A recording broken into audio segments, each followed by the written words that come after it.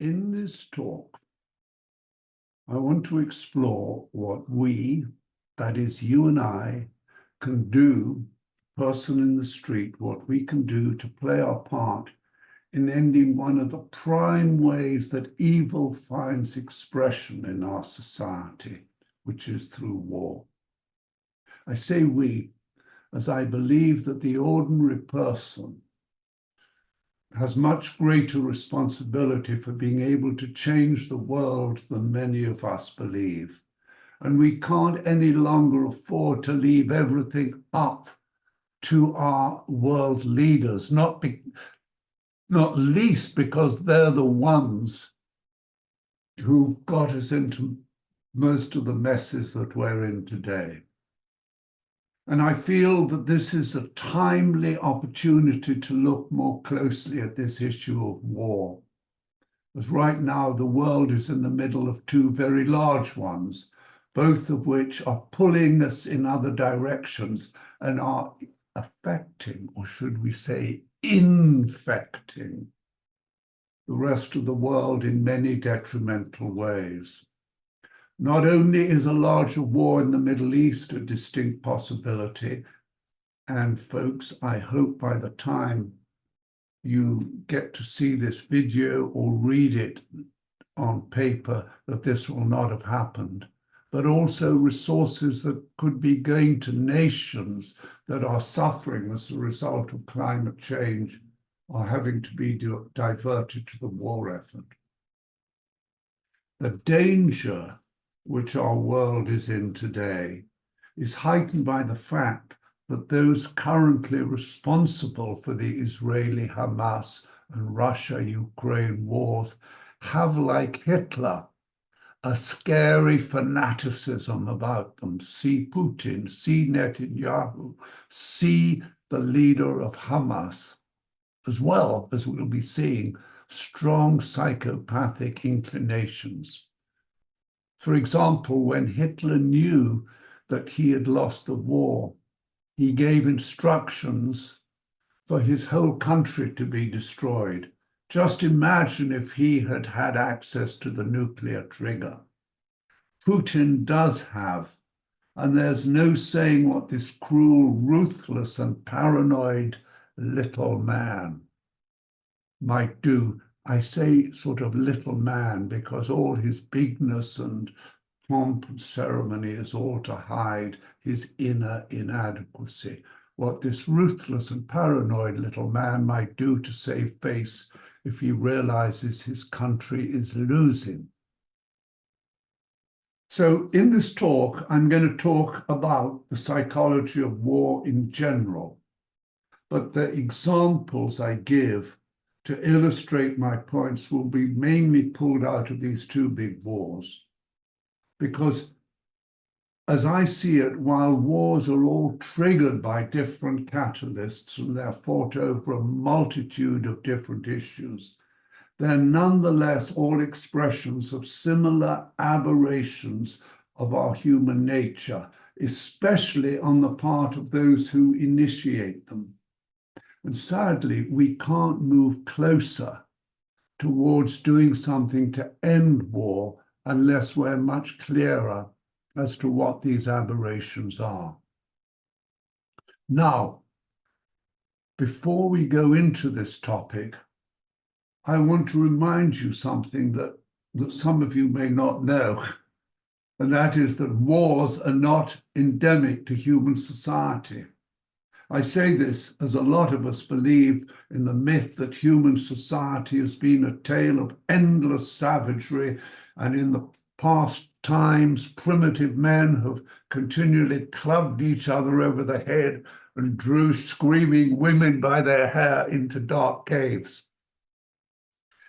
As my friend Steve Taylor explains in his book, The Fall, conventional views among anthropologists inform us that warfare was a late human development, and they talk about the period of prehistoric peace that lasted before the beginning of the human race around 200,000 years ago. Therefore, over for over 95% of our history, we've lived in states of peace. And one reason for this was because people then were not, like so many of us are today, territorial. In those days, my friends, us humans, we lived on Earth as hunter-gatherers, and we moved around all the time. And there was no evidence for war because people tended not to be attached to their land. And, if you're always on the move, you don't want to carry possessions around with you. And you don't envy other people their possessions or their land. And another reason was also that in those days, the populations were very sparse. 20,000 years ago, Europe had about 100,000 people living there. And 50,000 years ago, the population of the world was no more than a couple of million, just think. So there was no pressure to fight for food and water. And actually, people enjoyed a simple, easy lifestyle. Jungian analyst Dr. Anne Baring, in her great book, The Dream of the Cosmos, A Quest for the Soul, she tells us the same story. She explains how thousands of years ago, before the advent of religion, people were living in shamanic cultures and were naturally conscious of the grandeur of nature and felt very much that they lived within a sacred order where they felt aligned with a higher reality and had a deep reverence for life. And women in particular were greatly respected, and they held positions of power in society. However, when we human beings began to settle down and farm the land and establish ourselves in villages, which then grew into towns, and people began to be attached to their land and accumulate possessions, then we began to desire what other people had. And this happened 10,000 years ago. And according to anthropologists, warfare only became endemic in 6000 BC, beginning with eruptions in the Middle East, which then proceeded to Europe and North Africa. By 2000 BC, the whole of the Middle East, Asia, and large parts of Europe were at war. And it became the normal, but not the natural, for warfare is never natural. It became the normal pattern for human societies. One statistic tells us that in the 18th century, countries were at war 50% of the time. Here's how Anne Baring puts it. The rise of patriarchal religions that emphasized our fallenness as opposed to our blessedness saw this containment within a sacred order gradually fall away. And as humanity's ego developed, it did so in certain unhealthy ways, and we began to lose our deep instinctive sense of connection to nature.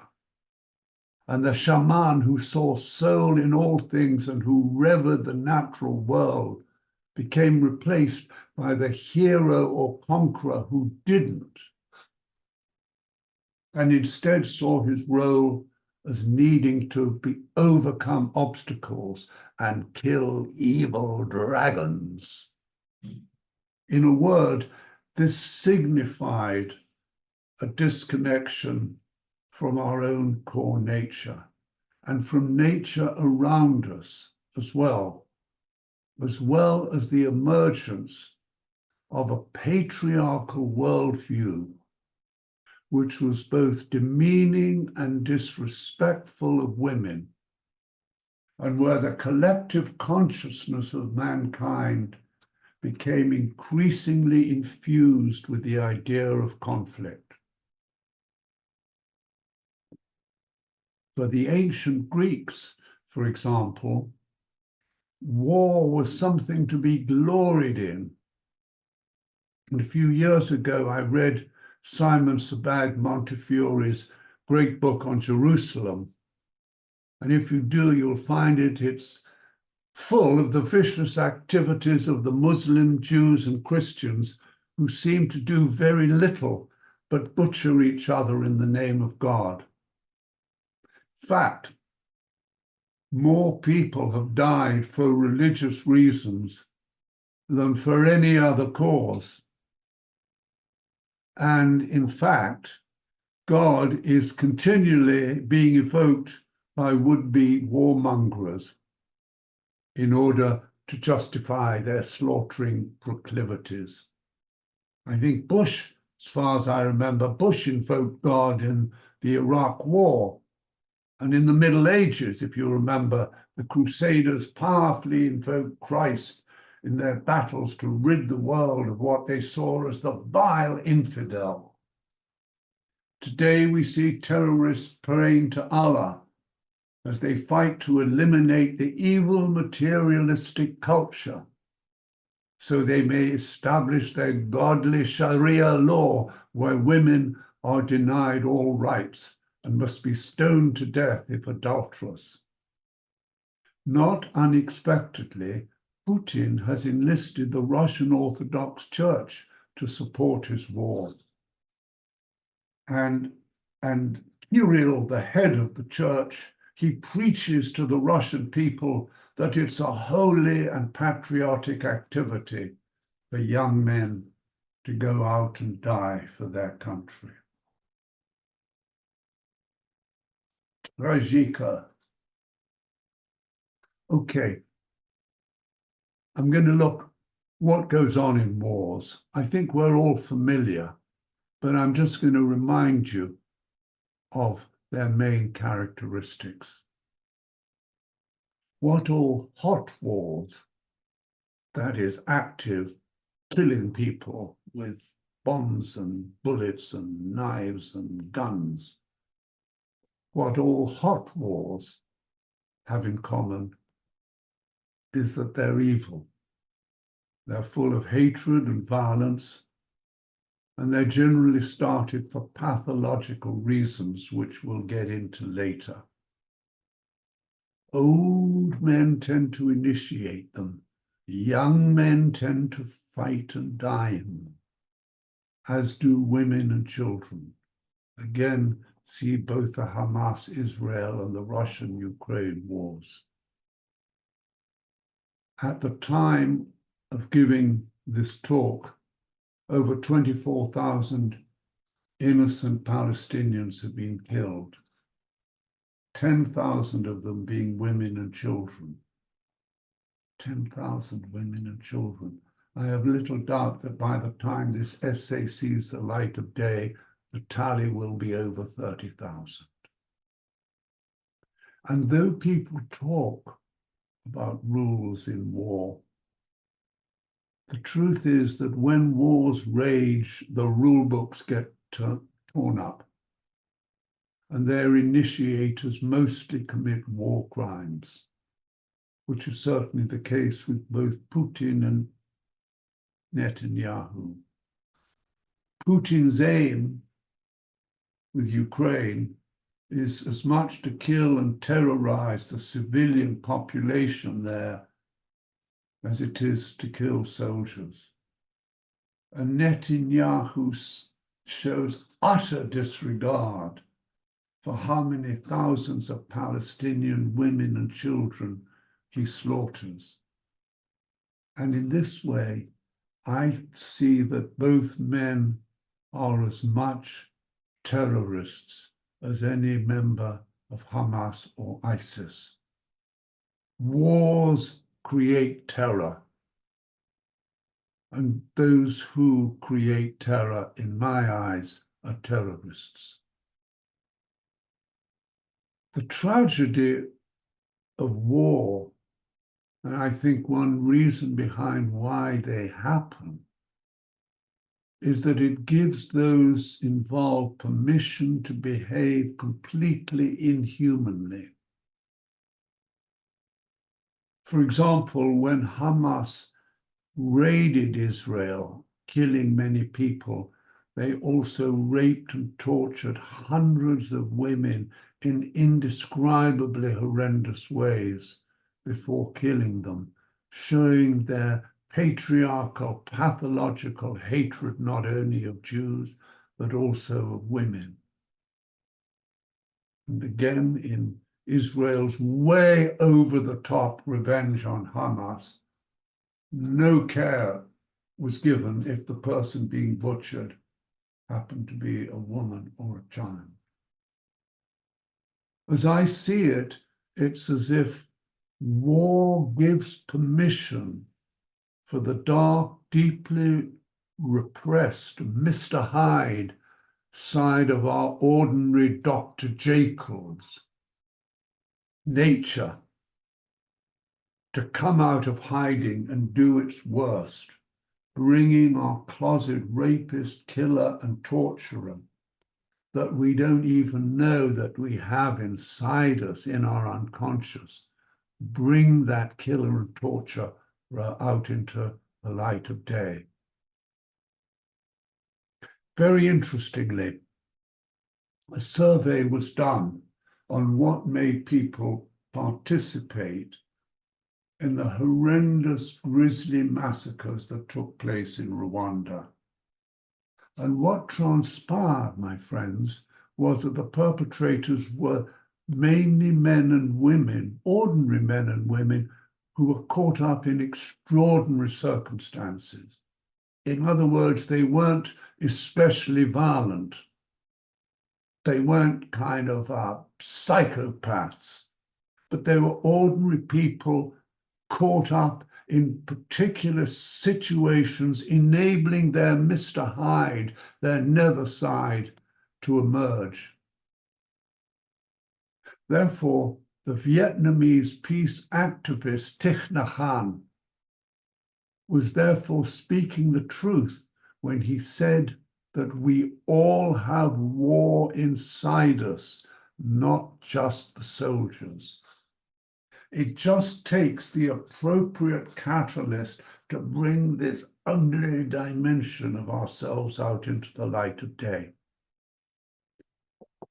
What, in effect, this means is that to a greater or lesser extent, all of us somehow, somewhere, are responsible for or complicit in wars taking place because our consciousness allows a space for them to emerge. I hope you understand that point.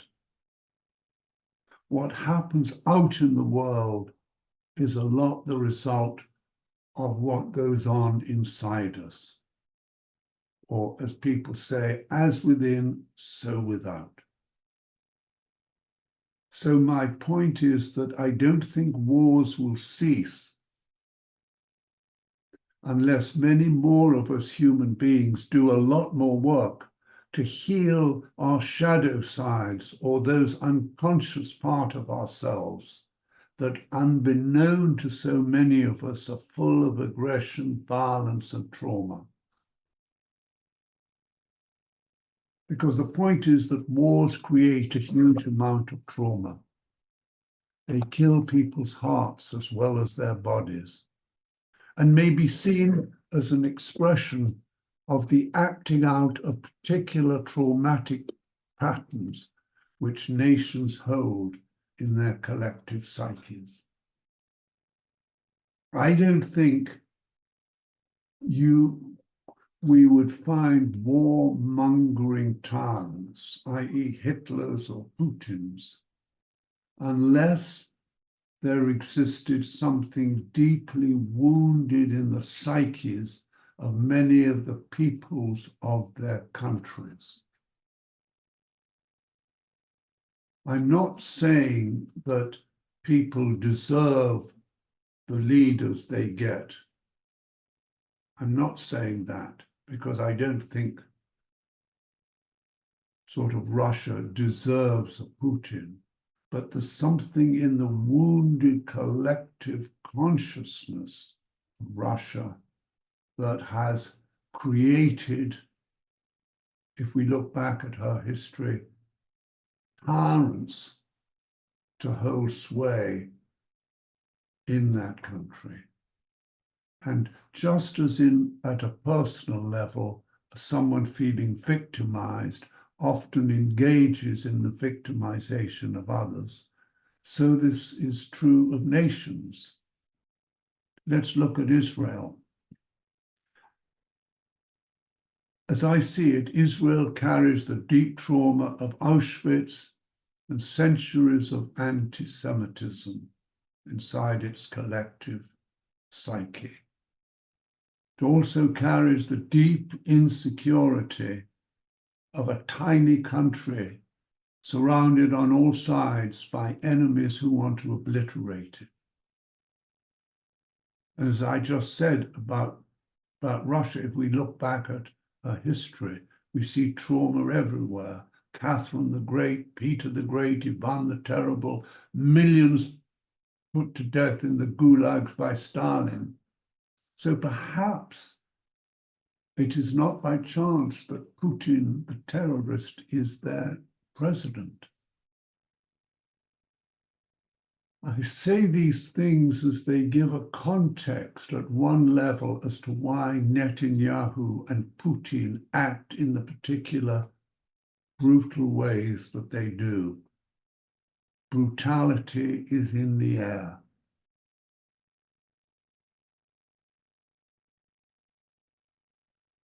But if we talk about war, I have to mention the country which has gone to war more than any other country in the last 80 years. Think the Korean War, Vietnam, Iraq War, for starters, namely America. We remember that her history started by the Pilgrim Fathers doing their best to eradicate as many Native American peoples as they could in their desire to possess their land.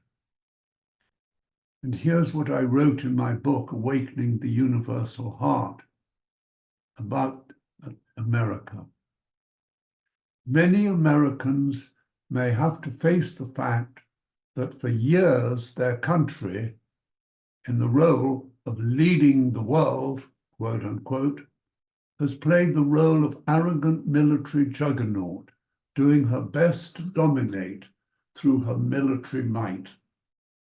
Any country that didn't fill in with her foreign policy intentions and ideals for how the world could be best arranged to suit her geopolitical interests would either be subject to brutal regime change or simply get soundly bashed over the head. And my friend Jim Garrison wrote a book, I don't have it at hand, but its title, I think he wrote it in the 80s. Its title was something to the effect that, you know, America, world leader, or rogue nation. So we just need to really ask deep questions about all countries. So my sense is that there's an enormous connection between war and the wounded separate ego. Certainly, Steve Taylor and Anne Baring think that's the case, and I do as well.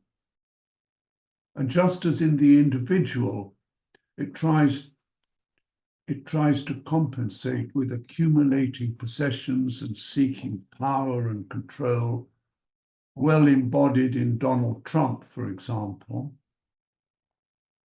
So when manifesting itself in nations and becoming embodied in their leaders, it does exactly the same.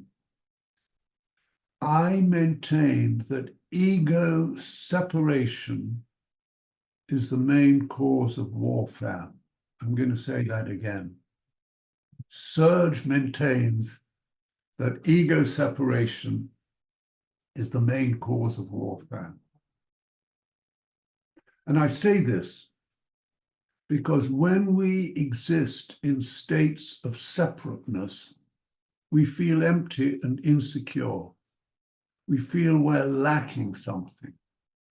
And this leads to a desire to fill the empty space by accumulating power, possessions, and status, among other things. Some people fill that vacuum with food and drugs and sex, but this vacuum leads to an impulsive desire that it has to be filled because the emptiness is so disconcerting. So this in turn results in our wanting to steal other people's possessions or take over other people's territory. I think that we saw this in all the colonial wars. And today we see this in Putin wanting to take over Ukraine. His aim, one level, being to increase his own prestige. Fortunately, as we'll see in a moment, it has rather backfired. And ego separateness also decreases our capacity to empathize with other people. If, as I believe, the capacity to be altruistic exists inside all of us, the unhealthy ego locks it out. In other words, because our hearts or the feeling part of ourselves is closed down when we feel in this separate state, we lack the ability to feel our being into other people's being. And more, we take up residence in the left side of our brain, in our rational identities. And my sense is that if we don't live in the fullness, the right and the left, the heart and the mind, that when we're in the separate state, that it conspires to narrow and shrink us, to drain us of compassion. And that is, for me, is one reason why so many war leaders are small-minded, shallow human beings, also often devoid of vision. Again, I see all these traits being true of Putin, Netanyahu, and the Hammas leadership. So when we refuse to connect to other people in a human, empathic way, what happens is that we start turning them into an enemy and we begin to fear them, which in turn opens up a space justifying us to exploit or even kill them. This is what Israel and Hamas are doing to each other. This, my dear friends, is what happened in Yugoslavia and Rwanda. In a recent article in the Paradigm Explorer, Larry Culliford describes this cut-off between the left and the right hemisphere of the brain very well. The left hemisphere, he says, of our brain, it works like a spotlight, insisting on the familiar, rejecting new ideas even in the face of good evidence, attending to minutiae, breaking everything down to constituent parts. In other words, it acts in a reductive way, that we reduce everything. We don't see the whole, we reduce everything to the constituent parts. But the right hemisphere, he explains, is more like a floodlight. It seeks out what is new, appreciates things whole and in a broad context, and is intent on grasping the bigger picture. Now, as I see it, war leaders have little understanding of the meaning of wholeness, of the whole picture. And they not only seem to delight in creating enemies, those they can define themselves through by feeling hostile towards, a great example being Iran hostility towards America. But they don't get the bigger picture, which if they did get the bigger picture, they'd never go to war in the first place.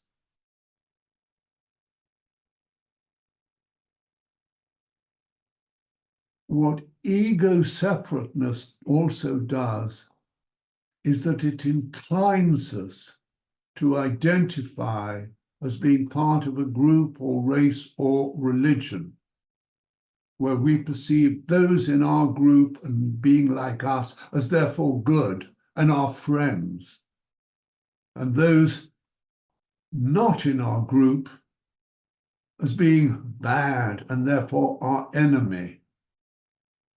Thus, the separate ego practices moral seclusion,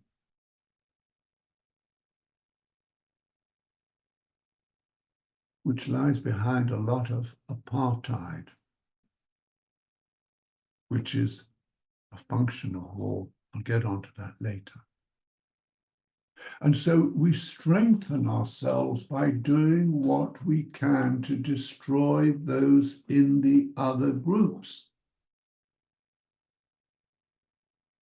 I saw earlier of the Christians and the Jews and the Muslims fighting each other over whose definition of God is the right one.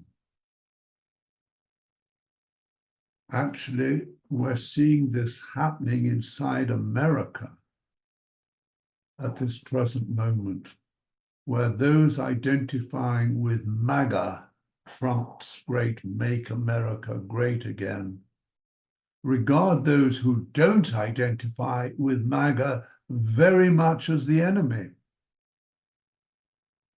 And should Trump get elected again, God help the world if he does, he plans an all-out war against all those who opposed him, i.e. those not in his cult.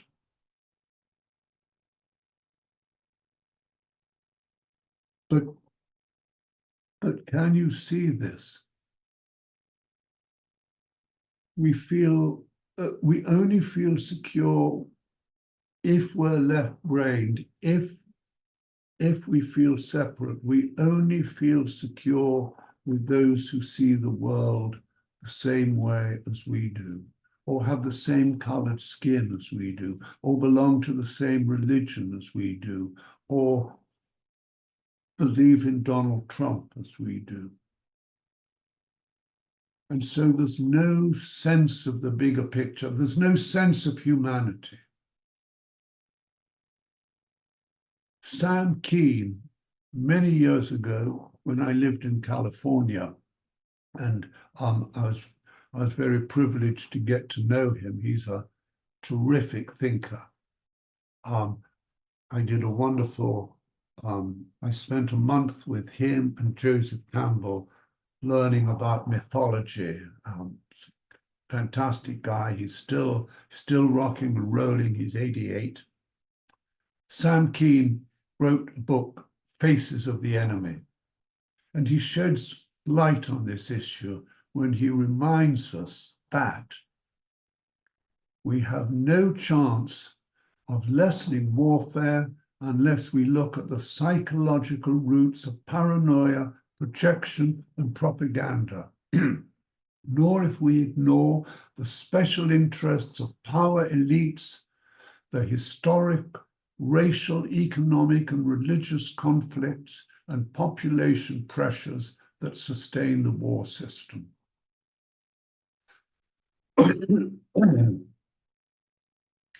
We'll get into exploring these points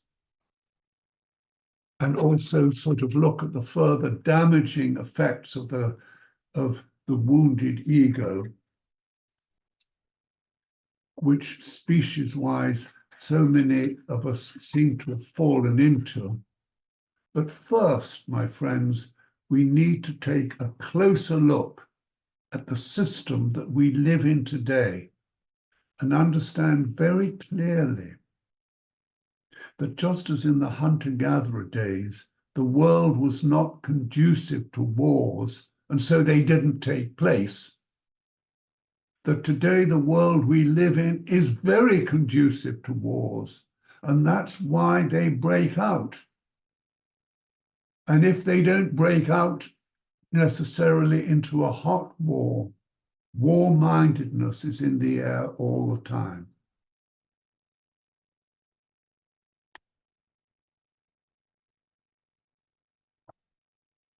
Yes.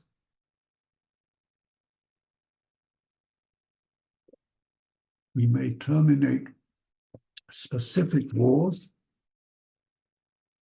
and I hope in my heart that other nations will step in and organize diplomatic solutions to the two biggies currently raging. But unless the culture that enables a space for wars to break out radically begins to shift, wars in one form or another will not stop occurring. Put simply, wars of one form or another breaking out are normal occurrences in the topsy-turvy, abnormal or non-normal, well, actually, I prefer the word non-normal world we live in, a world full of injustice and inequality, full of insecurity and poverty and conspiracy theories and greed and anger and violence and insecurity. An analogy is that lung cancer is a not unexpected outcome in a person who likes to smoke 4 packs of cigarettes a day. Now, wars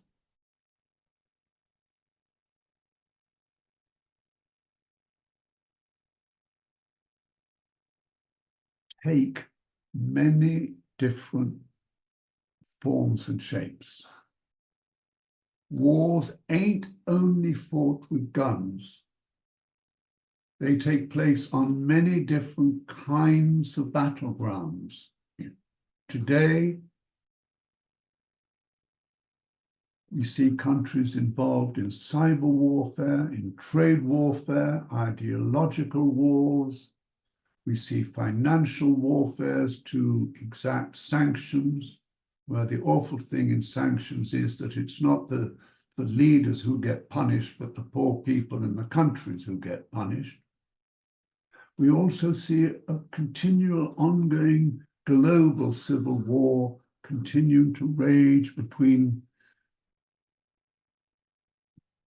different tribes, drug cartels in Latin America, and religious sects. And following the defeat of the Axis powers and an ideological and political rivalry between the USA and the USSR, as it was called in those days, gave rise to what was known as the Cold War, which lasted for many years. So what I'm suggesting is that war-mindedness has long established itself into the way our world works and into many of our institutions today. For example, I call it a war when a company buys another company, strips it of its assets, and incorporates it into itself so it may become more profitable, which at one level, I suppose, is what Putin is trying to do with Ukraine at a huge level. So what I'm suggesting, and it's really important that we get these psychological points and that we can apply them to all the wars that are going on. What I'm suggesting is that the wounded, separate ego, lacking empathy, lacking compassion, has become specialized in the art of dehumanization, or stripping people of their flesh and blood humanity. Indeed, we need to do so in all hot wars in order to be in the right frame of mind to kill people. If we see the divinity in another person, if we see the beauty in another person, it's going to be damn hard to shoot them. For example, in the Second World War, the British were the big dogs. The Germans were reduced to being called rats, spiders, or cockroaches. And what's wrong in squashing cockroaches? They're not human, they're not like us. In the Korean War, the enemy were called gooks. And what's wrong in blowing up a few dozen gooks? They're not like us, they're not human beings. And I call those firms who make money out of destroying the environment as also purveyors of death, as they conspire to strip our planet of its core beauty and aliveness. Humanity's at war with the planet as well. I call it a war when rainforests are cut down for profit. I also call it a war against the planet when just recently the British Prime Minister granted 27 new North Sea oil drilling licenses, further trashing our planet in order to placate the corporate interests, which do much to keep the war effort alive. And today, we see the terrible, tangible effects of our planet being trashed in global warming. There's some people who pose the argument that our planet is fighting us back and trying to destroy its destroyers by showering us with earthquakes, droughts, and floods and typhoons. And I think, maybe a certain truth in that argument that we're at war within ourselves and we're at war with nature, and because we're at war with our own nature. I also see that a war has been going on for many years between the world's super rich and the world's ultra poor, the former continuing to grow wealthier at the expense of the latter. I'm also aware how many large corporations need war in order to grow and survive, and those firms involved with making armaments are doing extremely well at this moment. And in order to make good profits for their shareholders, they need to have Putin's and Netanyahu's to continue in their slaughterings. I think this sheds light on that bizarre slogan that went the rounds in the days of the neocons. in America about how we needed continual war for continual peace. I mean, isn't that bizarre? But it's true the way the system works. In other words, our world works in such a dysfunctional way, or our world does not work. Yes, our world does not work because it operates in a dysfunctional way. And that means that wars are required for certain ideologies to be maintained. As I just said, Iran needs its continued hostilities against America to go on in order to continue to justify its repressive regime, just as Hammas needs the state of Israel to hate, as it seems to have no other mission in mind, no other raison d'etre other than trying to wipe it out. It's sort of tragic in a way, isn't it? Just think of the many good things which the Hamas leaders could have done with all the money Netanyahu paid them in order to avoid a two-state solution. They could have built a superb city in Gaza, one that would have encouraged many outside businesses to invest in, and so have created a flourishing economy. Instead, billions got spent creating all their wretched underground tunnels to smuggle in weapons.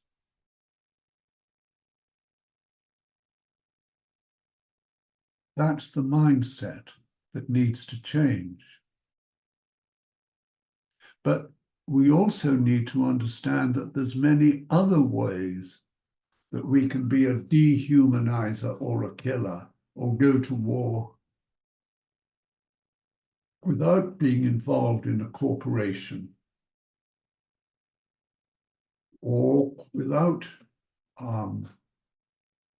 holding a gun and without having the slightest notion that that's what we're doing. I always love what Hermann Hesse says. And at the time of the First World War, he wrote a lot about war, but he also said this. He said, we kill at every step. We kill when we close our eyes to poverty, suffering, and shame. In the same way, all disrespect for life, all hard-heartedness, all indifference, all contempt is nothing more than a killing. In the same way, all disrespect for life, all hard-heartedness, all indifference, all contempt is nothing more than a killing. I tell you, my dear friends, every day in my psychotherapy practice, I deal with people whose humanity has been deeply dented, whose hearts have been raped, whose capacity to live happy lives has been killed off as a result of having grown up with non-empathic, ignorant, unaware, and hard-hearted parents.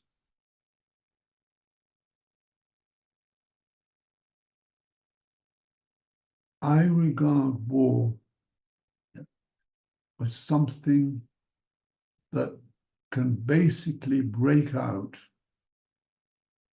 when you and I don't make the effort to give life to our humanity, when we don't respect life, when we don't take steps to try to rein in our runaway, deranged egos and realize that it's possible to evolve beyond being solely ego-identified.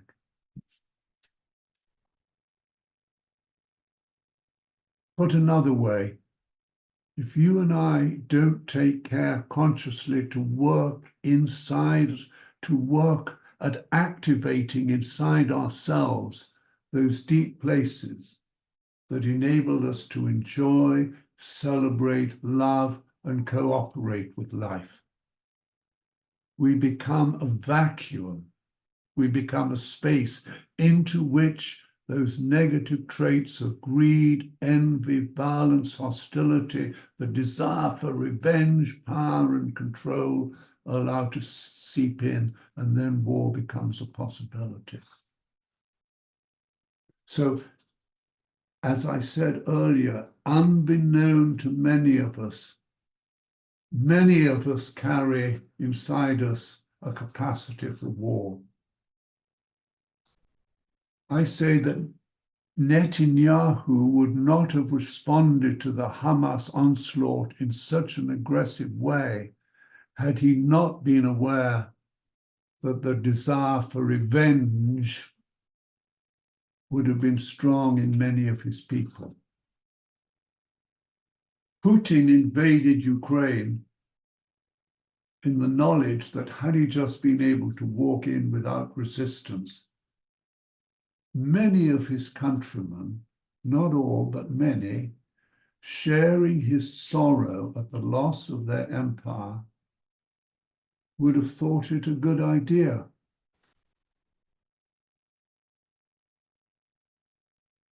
And Margaret Thatcher was going through a period where she felt her support in the country was waning. So she chose to lead England to war over the Falkland Islands.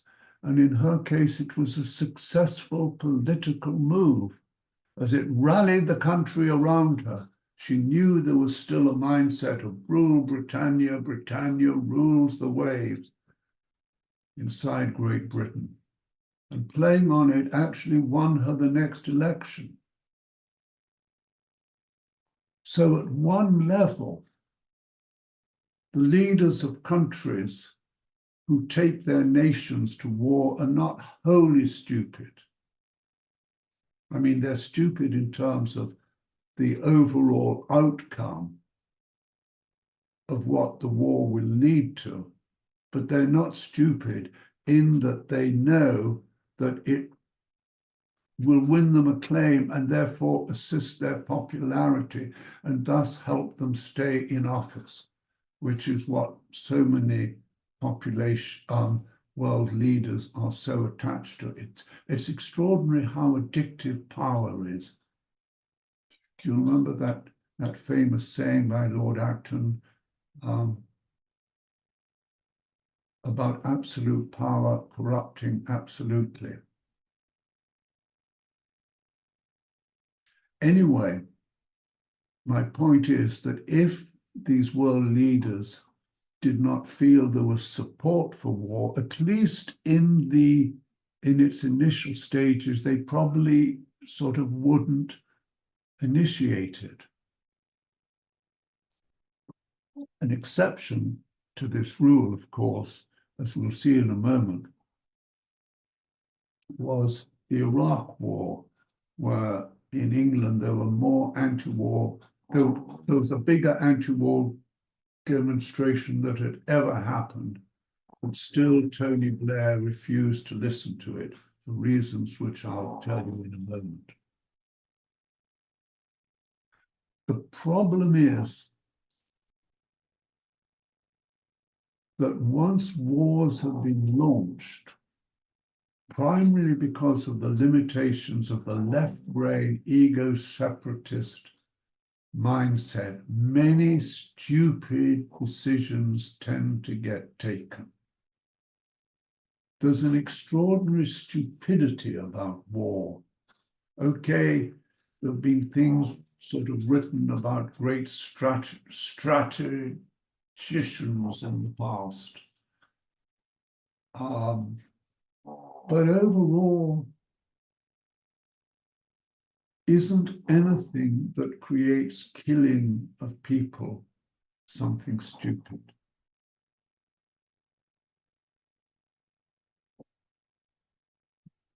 And in my opinion, it's just my opinion, many of you may disagree, that war leaders tend to be people who are even more disconnected from themselves and the reality around them than the ordinary disconnected person.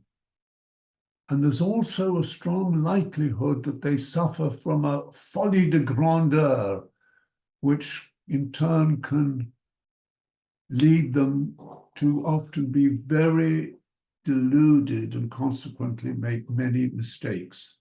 And if we look at the Second World War, Hitler was a very, very good example. He continued to be deluded throughout. And with delusion comes stupidity, for if you don't see clearly, you don't make the right decisions. You live in another reality.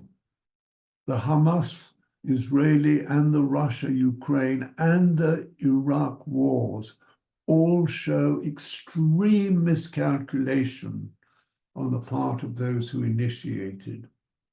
None of the leaders of those countries thought clearly what going to war might lead to, what the consequences might be, and how they might best be addressed.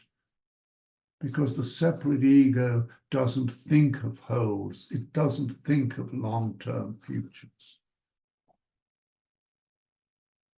You know, just like those who continue, just like Rishi Sunak, giving all those permissions for more oil drilling in the North Sea, he doesn't think of the consequences of what taking up that oil is going to mean for the future.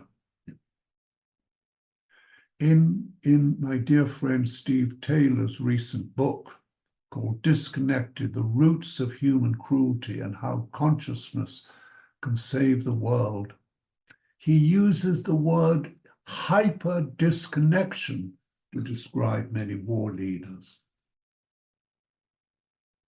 So, in order to compensate for feeling hyper-empty, hyper-disconnected, launching a war can serve as a big filler. It can give you status, courageous, macho, Gensi, Putin, and Netanyahu, type A man, male, patriarchal, macho pigs. Money, power, and status are all important to these men, who also happen to be cruel, greedy, and malevolent. They also are cunning, and they all are capable of manipulating their way to becoming leaders of their countries. Excuse me. As, for example, Donald Trump did.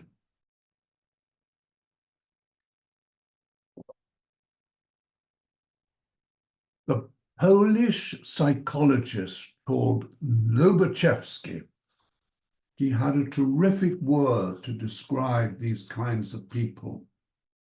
He called them pathocrats and called their regimes pathocracies. Really great word. Not autocracies, but pathocracies, autocracies plus the pathological ingredient that makes them that way. And certainly we see that this is the case with all the personnel connected to the two major wars raging at this moment, excluding, of course, President Zelensky, who's showing enormous courage and statesmanship in defending his country against the onslaughts raining down upon it. Certainly, Putin's Russia is becoming increasingly fascistic or pathocratic by the day. And as we all know, anyone who contradicts the false story that Putin is trying to get his peoples to believe is either imprisoned or eliminated. All opposition is imprisoned. Poor Netanyahu, poor Navalny, Putin tried to Novichok him, and he didn't succeed. So now he's in a prison in the coldest parts of Russia. So that's that sort of cruelty of the pathocrat. So for the reasons given earlier, the main concern for both Putin and Netanyahu is to do what they believe serves their own selfish interests. For example, Putin couldn't care a stuff about destroying Ukraine's grain harvest, which goes out to feed the poor in the world. The poor can starve for all he cares.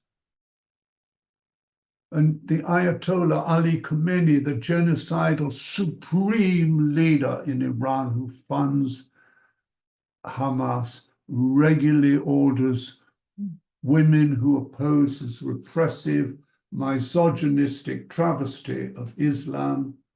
He regularly orders them to be raped, tortured, or shot in the eye.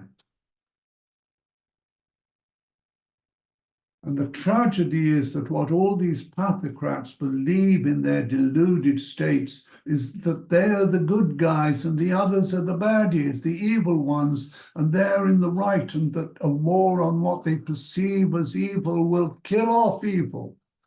And as we've already seen, this is a total myth. It does the very opposite. It amplifies the evil. It enables the small fire potentially to become a vast conflagration where you yourself turn even more powerfully into that very evil thing that you're trying to eradicate. For example, Netanyahu's utter disregard for the lives of the Palestinians.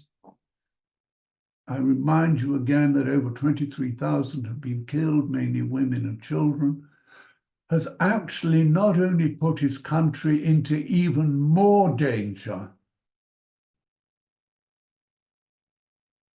but his actions have also greatly endangered the lives of Jews the world over, as anti-Semitism has grown in leaps and bounds. And in actuality, the majority of clear-thinking Israelis, I have friends there, and I've been on the phone to them. I have some good friends in Israel who are fellow psychologists and psychotherapists. And they understand the validity of Gandhi's remark to the effect that an eye for an eye makes everyone blind. And they're horrified with their leader, not only with his palling up with right-wing extremists, but also with his hugely over-the-top, unthought-out, and revengeful response to the Hamas attack.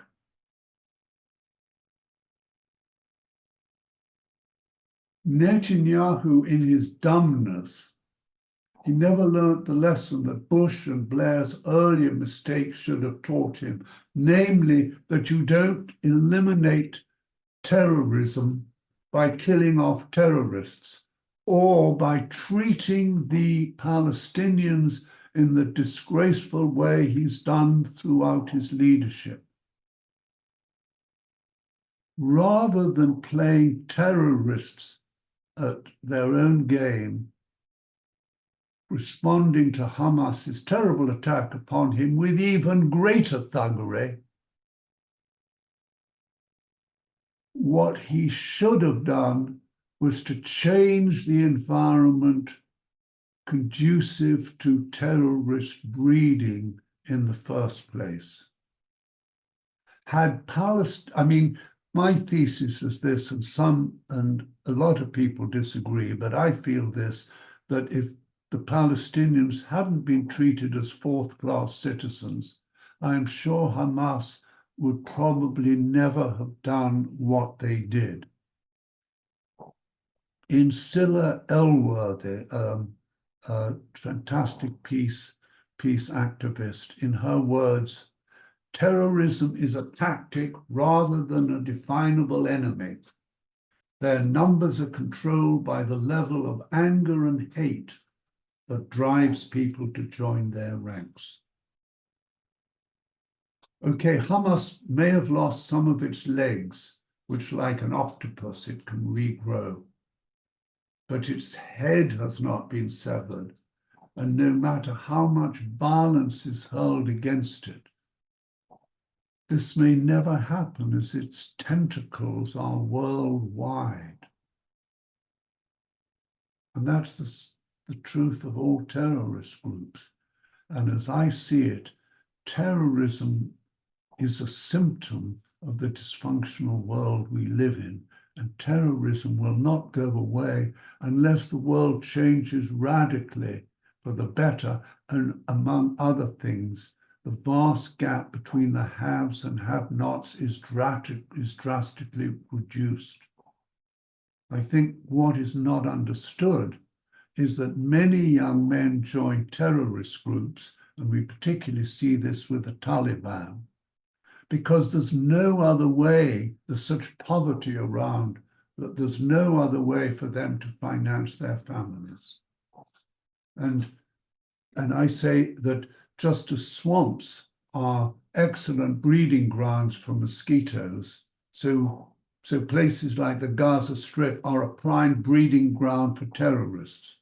And I repeat once more how unwise Netanyahu was to have treated the Palestinians so appallingly over the years. Auschwitz survivor Gabor Mate was speaking the truth when he described Netanyahu's policy as having been the longest ethnic cleansing in the 21st century. And he'd been in Auschwitz. By the same token, Hamas was stupid in the ferocity of their violence, knowing that an over-the-top response wouldn't no doubt come back. And the truth is that not all Hamas warriors believe in that crazy myth that after death, they'll go to a heavenly place where they'll be serviced by all those beautiful virgins. That the life after this life is the better life, the real life. Not all Hamas believe in that. A lot of Hamas have been very westernized. So let's look at the Iraq War for a moment.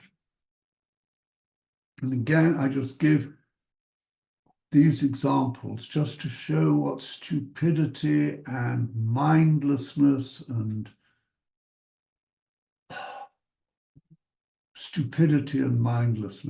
goes into wars. The Iraq War, every aspect of it was stupid and unthought.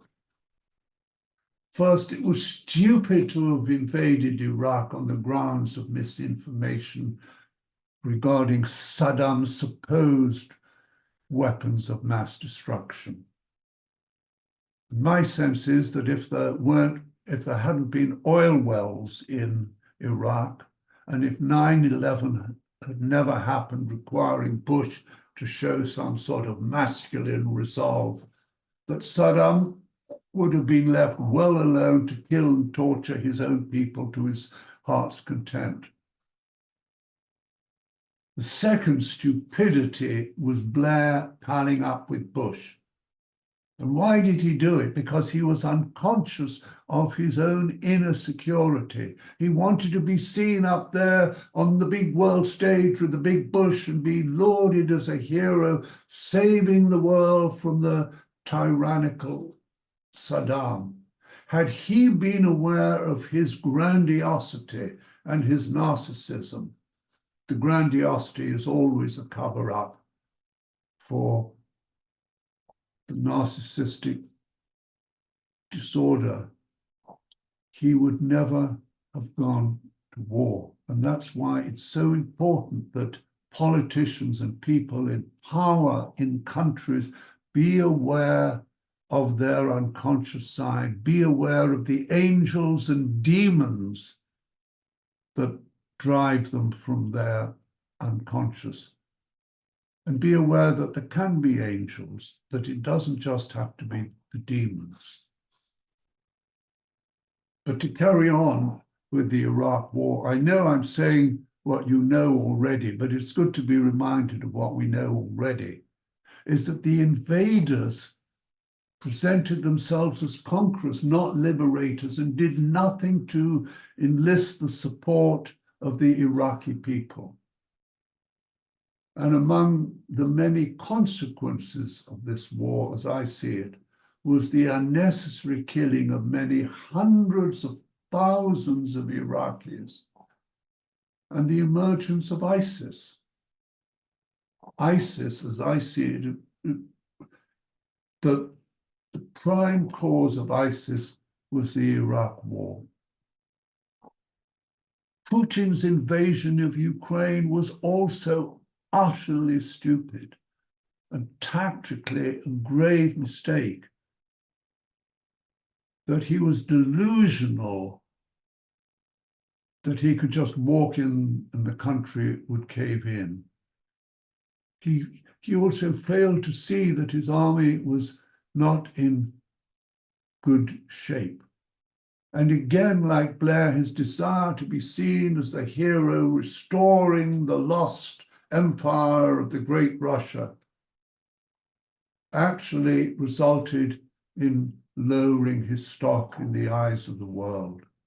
And he utterly failed to see that the probability of an ongoing war, and it has to be ongoing because sort of Putin cannot lose face.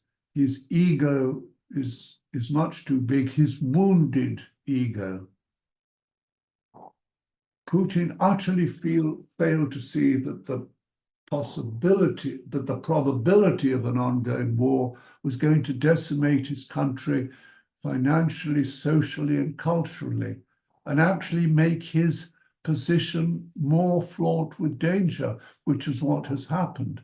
I would imagine that Putin is not a happy man and lives in a constant state of fear. Now, as Sam Keen was saying, war is also a lot of shadow projection.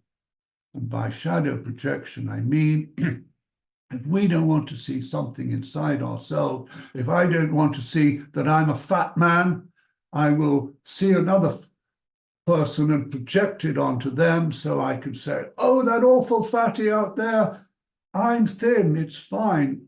I don't have that, because that's what we do.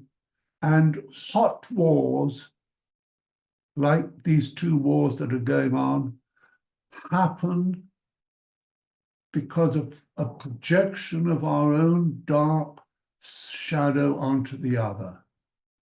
In other words, the pathocrat, in order not to see his own inner villainy, needs to cast the other as the bad guy. He badly needs an enemy to hate and to destroy so that he doesn't have to confront the horror of his own tyrannical nature. We see this happening all the time with Trump, who demonizes everyone whom he sees as not being on his side. He loves calling sort of everyone just nasty people who oppose him, sort of be they whoever they are, they're nasty people and he does this in order to not have to face his own malignantly nasty, narcissistic and vicious self. Okay.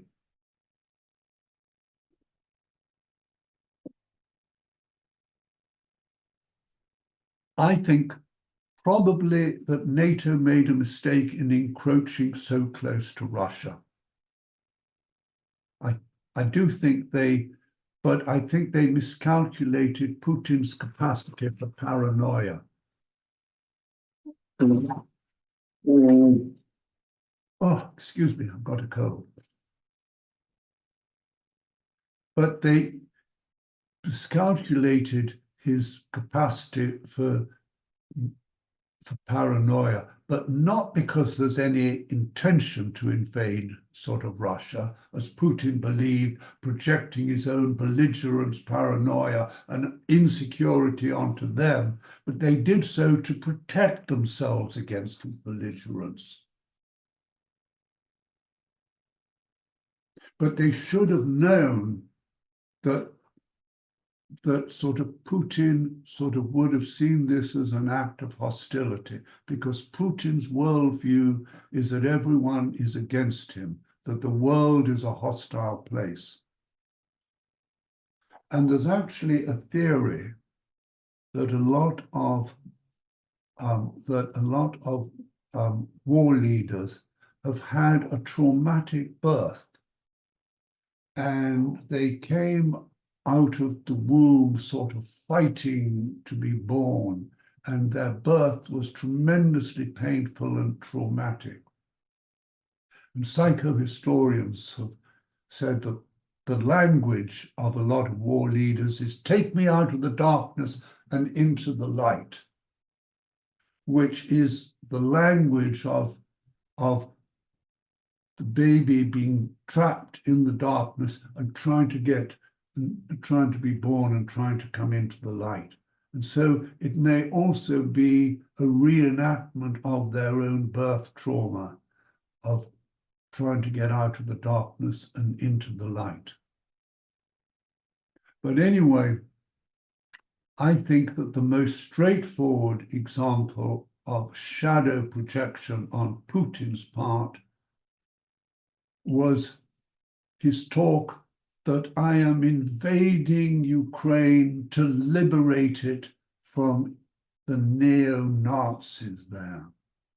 Well, folks, who's the real neo-Nazi, if not old Vladimir himself?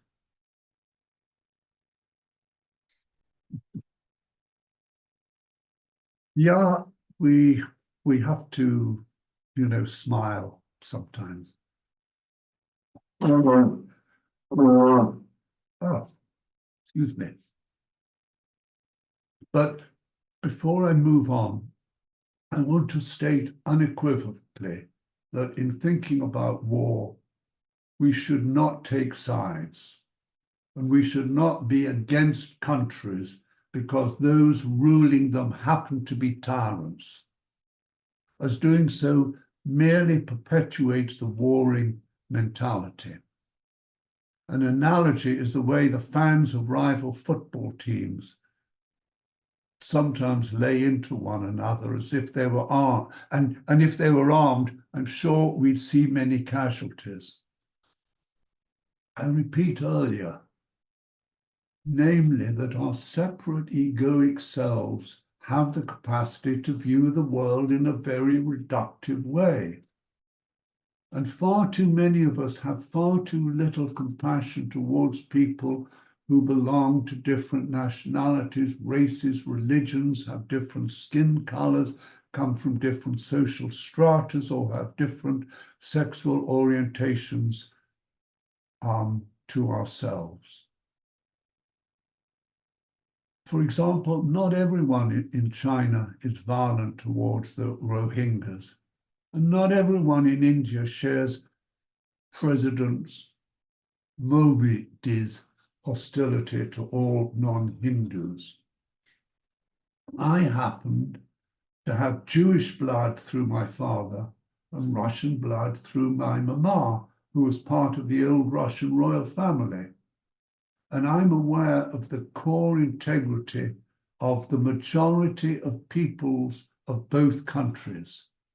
Yes, I admit there are people in both Russia and Israel who are eminently xenophobic, fascistic, and nationalistic, but they ain't the vast majority.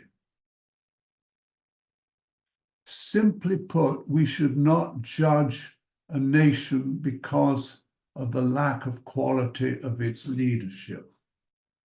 Israel is not a bad country because its leader for the past 16 years happens to be a dishonest, narcissistic, and corrupt being into status and power and saving his own skin, any more than the Russians are bad people because their leader is a criminal and a very tyrannical pathocrat. Similarly, the North Korean people are peace-loving and should not be grouped together with Kim Jong-un, who is a paranoid, cruel, and immature fascist who delights in using flamethrowers to eradicate members of his own family who don't share his particular opinions. And the same holds true of the majority of the peoples of Iran. I have many Iranian friends. For many years, I had an Iranian girlfriend, and I saw a lot of, and I learned a lot about the culture of Iran and met many Iranian peoples. They're a wonderful, noble people. They're fantastic people, and they're so brave and would love to cast off the shackles of the Islamic fundamentalist regime that's governing them, which, as I said, is a travesty of Islam and whose view of women is utterly medieval. Now,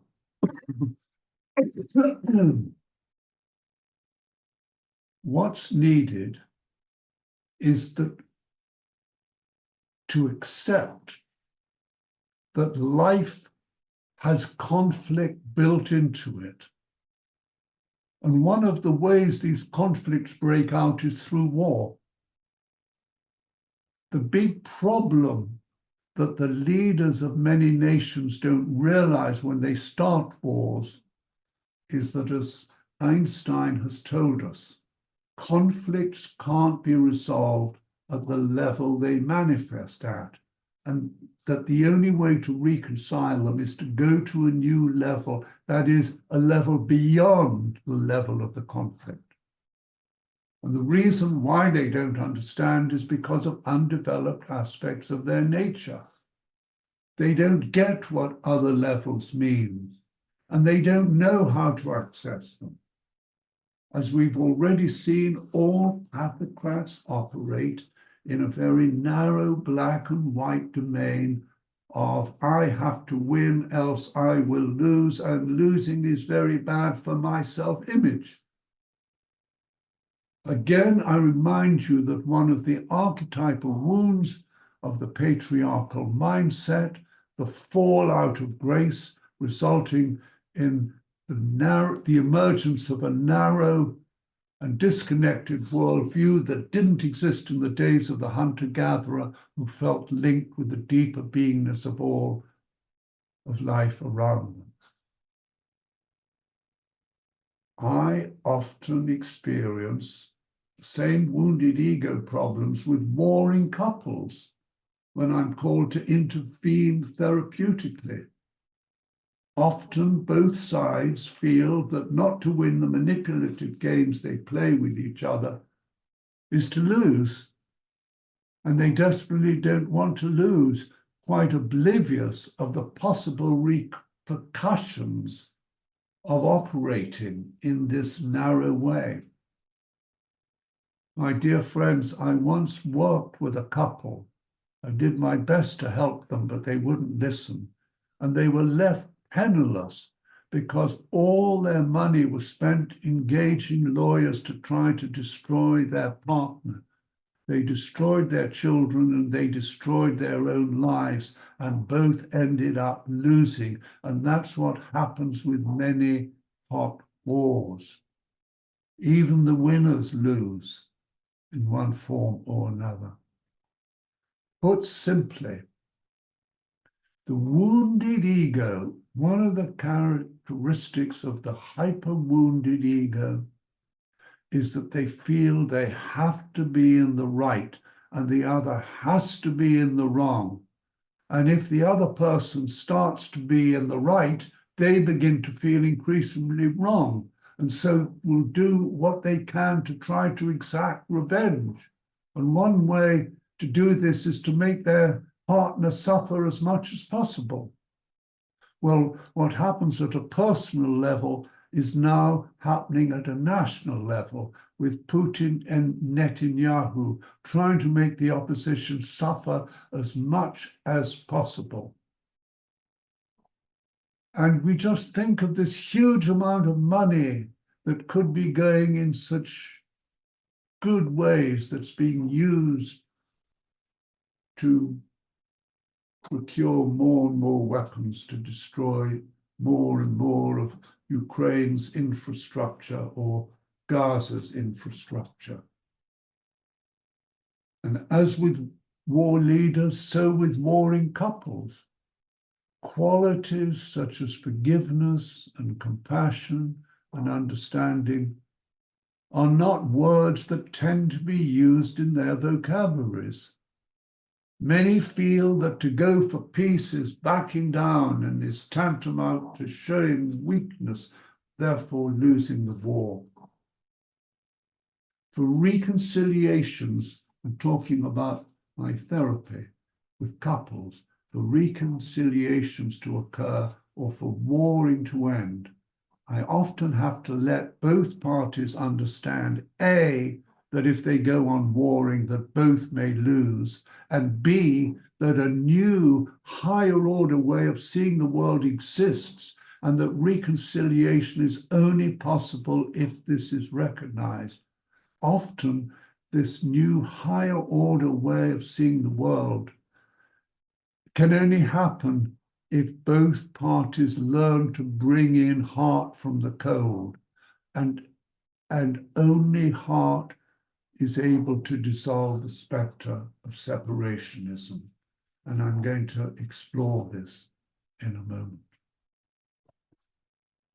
Right, my dear friends, we're now going to look at I think I've talked enough about wars. I hope you aren't too exhausted, and I hope you're clearer about some of the convoluted dynamics that lie behind them and which propel them into expression.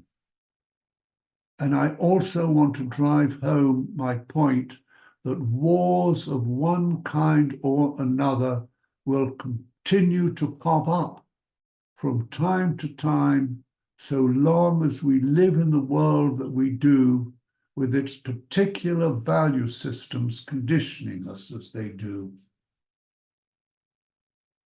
As I see it, what needs changing is the whole narrative behind wars, which is personified in the remark I made earlier about our needing perpetual war for perpetual peace, which clearly is not the case, which clearly is utter bullshit, if you'll forgive that word. Whatever kind of war we're talking about, be it a trade war or a hot war or cyber or a tribal war, what results in is human suffering and deprivation and loss of one form or another. Sadly, democracy in its current form is no guarantee that wars won't be initiated, as we've seen with America and its tendency for roguish behaviors, any more than religion is.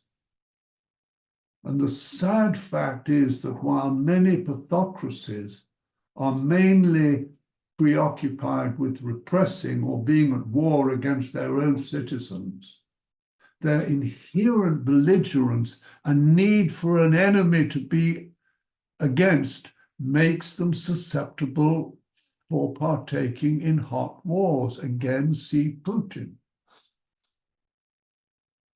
Now, some little part of me naively wishes that we could de-evolve, that species-wise we could move back to the peace-infused days of the hunter-gatherer and live in harmony with the animals and flowers around us. Malheureusement, evolution does not work like that. The world we live in has grown much more convoluted than it was in those bygone hunter-gathering days. And also the enormous amount of people on the planet has also added to the complications. Rather, my friends, our challenge is to learn to embrace the sense of connection with nature and planet that existed then, but to do so at a higher twist of the evolutionary spiral and bring that experience of connectedness with nature from the past up into the realities of the 21st century. As we've seen, our problem is that too many of us have lost our connection with life as being sacred. And so we elect leaders who see life through the same desacralized lens. And into that resultant void can pop all kinds of evils, chief among them being war. As William Ophuls, a historian, put it, without a relation to the infinite, that is, without a connection to something greater than our little egoic separate selves, human beings tend to lose their bearings. The vast majority, cast adrift in a universe without intrinsic meaning, will experience a spiritual vertigo that is the source of countless social ills. If we desire genuine well-being, both individual and social, we must find some way to renew our connection with the infinite. To put it another way, we need to recover our souls. And this, my dear friends, was the theme of my book, Gateways to the Soul, Inner Work for the Outer World, which came out in 2020. To recover our connection to souls. Because war is something that happens when soul vanishes, when soul is not invited into the equation. Just one little example of the insanity of the world is that we look of how much love and work goes into inventing new cures for disease and how conscientious and passionate doctors are in the business of saving lives. Yet on the other hand, how reckless those involved in the killing games are in destroying them. Think this, in the First World War, a whole generation got wiped out, young men. My father's twin was blown up in front of him in the Battle of the Somme. And this had a terribly disequilibrating effect on my father, which lasted all his life, that he was traumatized by this experience. Just think this, in the Russia-Ukraine war, about 500,000 young men have already been killed, creating unbelievable suffering for all concerned. And both countries are slowly being decimated. And for what? To satisfy one insecure, elderly, paranoid, undistinguished, and ugly little pathocrat's hypertoxic ego.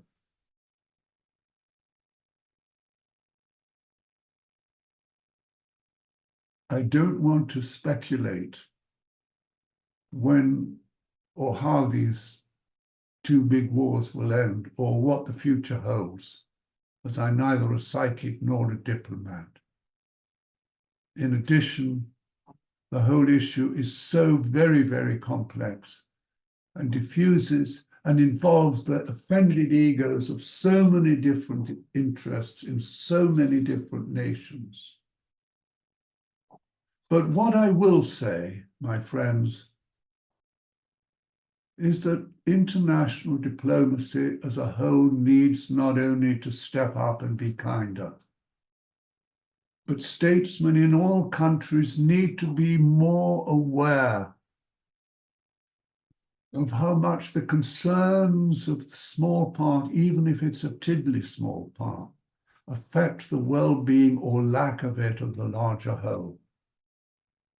Put simply, all nations need to be more mindful of what the whole planet needs and how interconnected all our problems are, and that the solving of the war issue has to be aligned with the solving of the inequality and climate crisis issues as well. Put simply, what happens to the individual parts radically affects the health of that larger whole, just as its overall health will in turn affect them. Too many leaders of nations, like too many egoic people, think too much of what is in their own national interest and forget their relationship to the larger whole. Personally, I think that more Arab countries over the years could have done much more to help address the plight of the Palestinians, caught as they were, and of course they still are caught, between the devil, Israel, and the deep blue sea, Hammas. But they didn't do more to help, because all they thought about, as so many countries think about, is basically what they feel benefits them. Why help Palestinians if one's not going to get anything out of it personally? As the crisis worsens, this kind of thinking is more and more starting to be challenged. And even if some countries are coming in to try to act in a diplomatic fashion and are doing so not wholly for the right reasons, but because they want to be seen as good countries trying to help. Even if that's happening, it needs to happen more.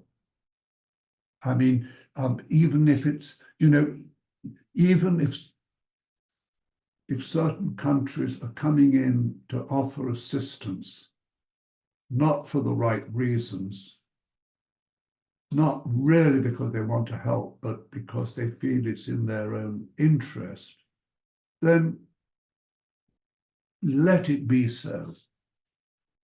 Because actually it is in their own interest. It's in the interest of the entire world that this crisis is resolved. Because, as I said earlier, it could turn into a world war. That's the great danger. Humanity could destroy itself out of its stupidity. But I have to bring up the selfishness of so many countries and how they think primarily in terms of what suits them. For example, America, which in one way has done a lot to lead the world, and it's probably better that America has had that role in the last sort of 20 years, other than China or Russia. America, I think, still does this out of its own self-interest. And as I see it, it currently backs Israel, not because it feels particularly enamored of that nation, I think, but because it believes if it's in its own strategic interest to do so. And if America decides that this is no longer the case, its support will be withdrawn. Just as in our educational system, it's been proved that corporeal punishment does not work, and in most Western countries it's been abolished, I think the same applies in international relationships. Therefore, I believe that while firmness is necessary, that the way of the carrot yields better results than that of the stick. As we've seen with Putin, the pathocratic mindset feels paranoid, isolated, and under threat, projecting its own hostile shadow onto other nations. Yet there's a definite sense of quote unquote failure resonating inside the Russian psyche, and Putin feels that. My sense is that had he been treated with slightly more respect in the past by the international community, he just might not have taken it into his head to invade Ukraine. The idea that, quote, all Putin understands is brute force, as many diplomats say, just as the idea that we do not negotiate with terrorists. I feel both these ideas have great limitations to them.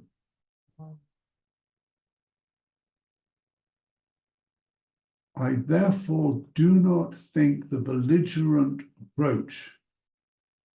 To give another example, I don't think that the belligerent approach that America has generally taken in its dealings with a highly immature and insecure North Korean leader has been a wise one. I don't give Trump credit for very much. And while it might have been for the wrong reasons, i.e., let us demagogues all joined forces together, I do believe his attempt to create a friendlier relationship with Kim Jong-un was a not unwise move. Certainly the Korean leader feels isolated and insecure. Being insecure as the hyper-disconnected ego feels, he needs to feel important. He needs to feel he's a somebody on the world stage.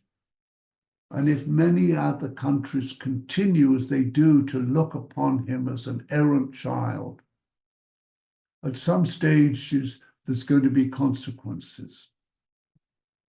Just as the child who's ignored by his parents and so feels unloved and unwanted will often behave in naughty ways to get attention. If I smash the room up, then they'll notice me. So Kim Jong-un's continual saber rattling, I think, comes from this same place. I think he needs to be invited to join the world and help to play his part in international diplomacy and made to feel more important as opposed to being excluded and kept isolated in his pathocratic nursery. The great problem, and I know that this is a big generalization, but I'm someone who makes big generalizations, forgive me, it's the way I am. The big problem with international diplomacy is that most of it is about the clash of unhealthy national egos, with the big countries all jostling together to prove that they're bigger and more important and ought to have more control over the rest of the world than the other big countries. I see China's obsessive need to own Taiwan and the huge crisis that will obviously be provoked if it chooses to invade that country, is a good example of this. Democracy in the world is falling apart, and not without reason. At its current level, it doesn't work, and it needs to evolve. It needs to be inclusive of other nations and other worldviews. More people need to be invited in to make key decisions. I think this existed in demos in ancient Greece. Yes, there's always much sincere talk at all international conferences of the need to operate cooperatively. And there's many people of goodwill who go to these international conferences, and I absolutely salute them. But still, the fact is that egocentric competition rules the roost. At present, all countries are jostling together, and while pretending not to, are still playing their power games. All world leaders need to start thinking globally as well as locally, and know that so long as the current competitive mindset continues, that all are losers and the world situation will only become more catastrophic. In other words, I think that we are at a time now, and I don't think that this was so half a century ago, but now I don't think we need competition. If our world is to survive, we need much more cooperation in every single way. And that is not going to happen so long as those in power are ruled by the unhealthy ego. So, as I said, an integral part of addressing the issues of how to create peace instead of war has to involve our looking deeply at the whole mindset of hostility, which provides the atmosphere for hot wars to burn. Humanity needs to grow up. You and I need inwardly to evolve. We need to move beyond being led by that part of ourselves that to a greater or lesser extent experiences being separate from our fellow human beings and separate from our planet and separate from other cultures, and therefore is moved to elect leaders for ourselves who embody all that's worse about the human condition.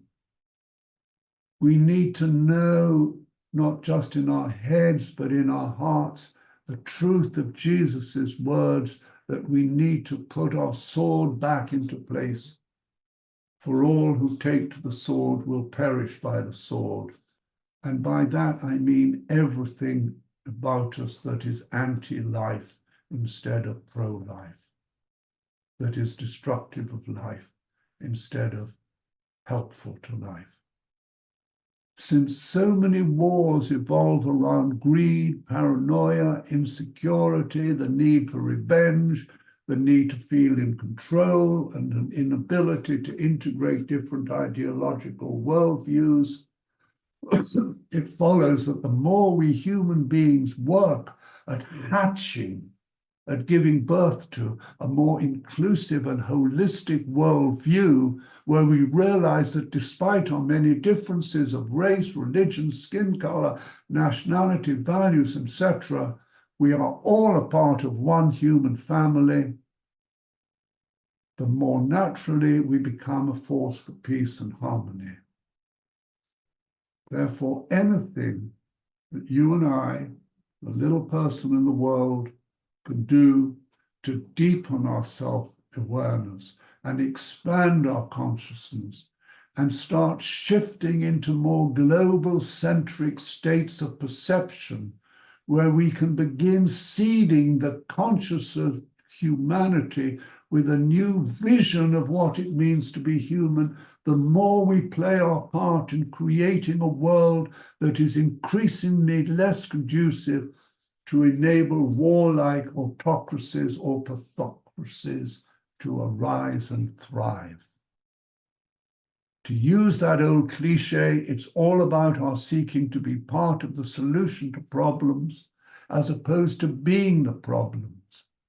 In a word, war and low states of consciousness are closely linked, and this lies behind most of the problems we face today.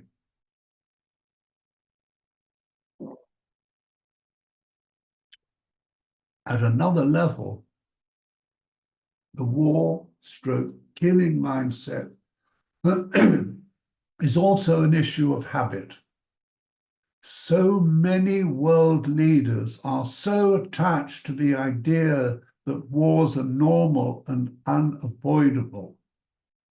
This is an important point, that they don't bother to take preventative steps when they see conditions conducive to wars breaking out starting to appear on their radar screens.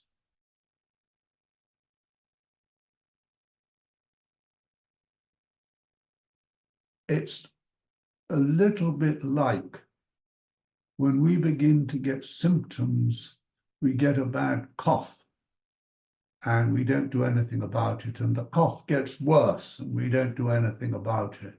And then it gets really bad and we have to go to the doctor, but by then we've got lung cancer and it's too late. We have a tendency, as human beings, to not do something unless it's too late. And we need to operate in the world in a preventative way and have the foresight to see that certain little dark seeds sprouting could sprout into something huge and demonic and address it in its in the early stages. And the key thing is working with our shadow and dark side at a personal level. We need to see where we're lazy and inert. We need to see where we carry traumas or are greedy, envious, feel hostile and violent. And that we don't deny it, because so many of us live in such states of denial, it is extraordinary. And the truth is that we all have war inside us. I do. I have violence inside me. And I realize that if someone came to try and kill my beloved daughter or my wonderful wife, that I might be moved to try to kill them. But because I'm aware that I, Serge, could kill, it means that I can have control over this impulse and I don't have to activate it.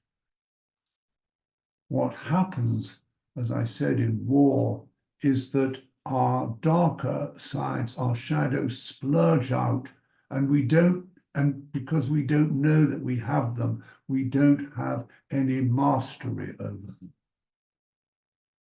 And what I'm saying is that we need to have mastery over our dark sides, not criticize ourselves for them. That does very little, but just see and own that we are not, you and I, we are not these nice, loving people that we love to believe that we are.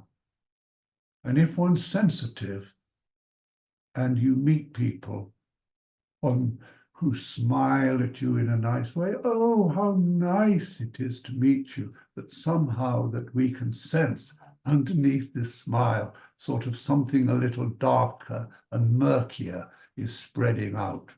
That underneath they're smiling, oh, Serge, how nice to see you. There might be envy or there might be a hostility.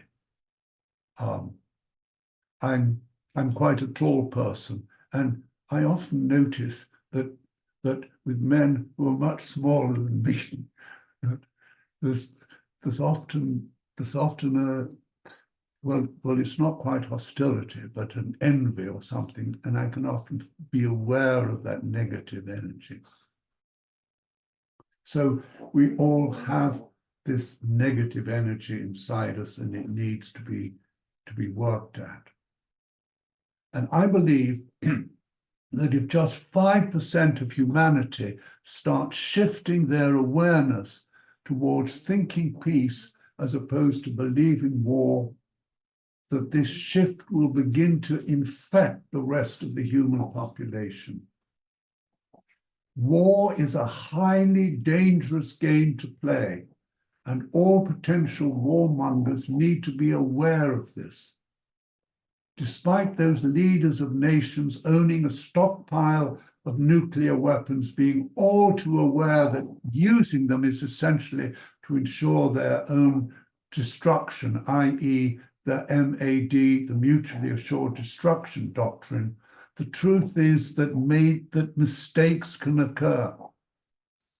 I regard the fact that no major nuclear weaponry has been used since 1945 as an absolute miracle.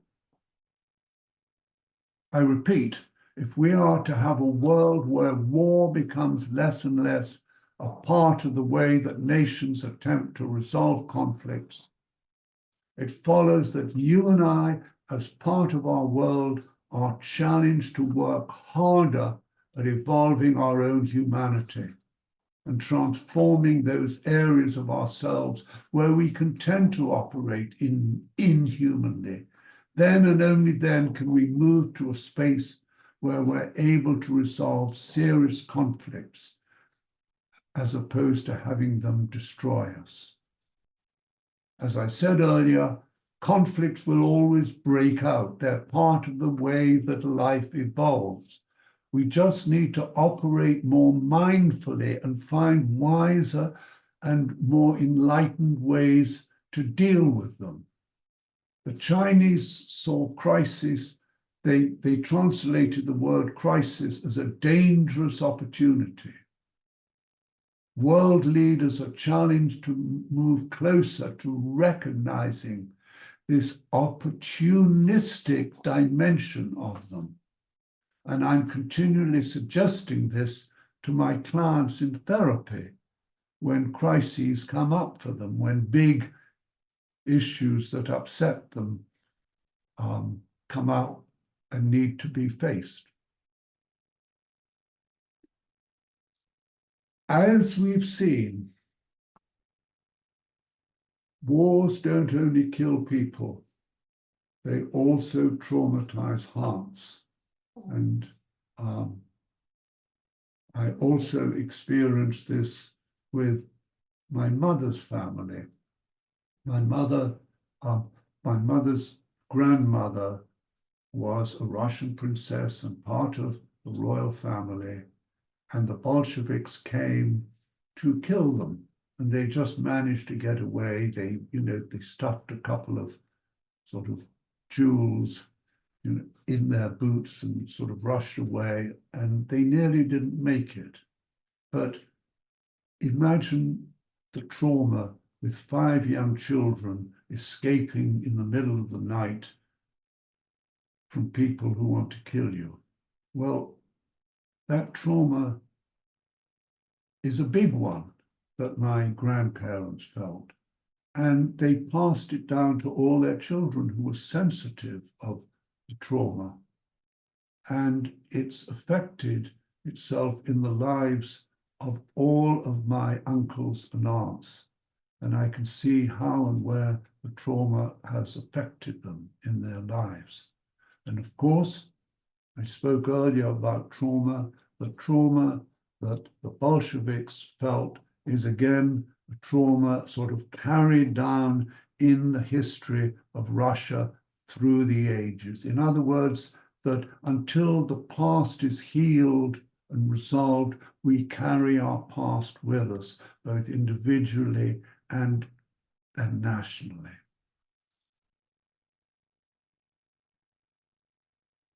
So for me, the big keys to war's ending lies in our learning to open and work at healing our hearts.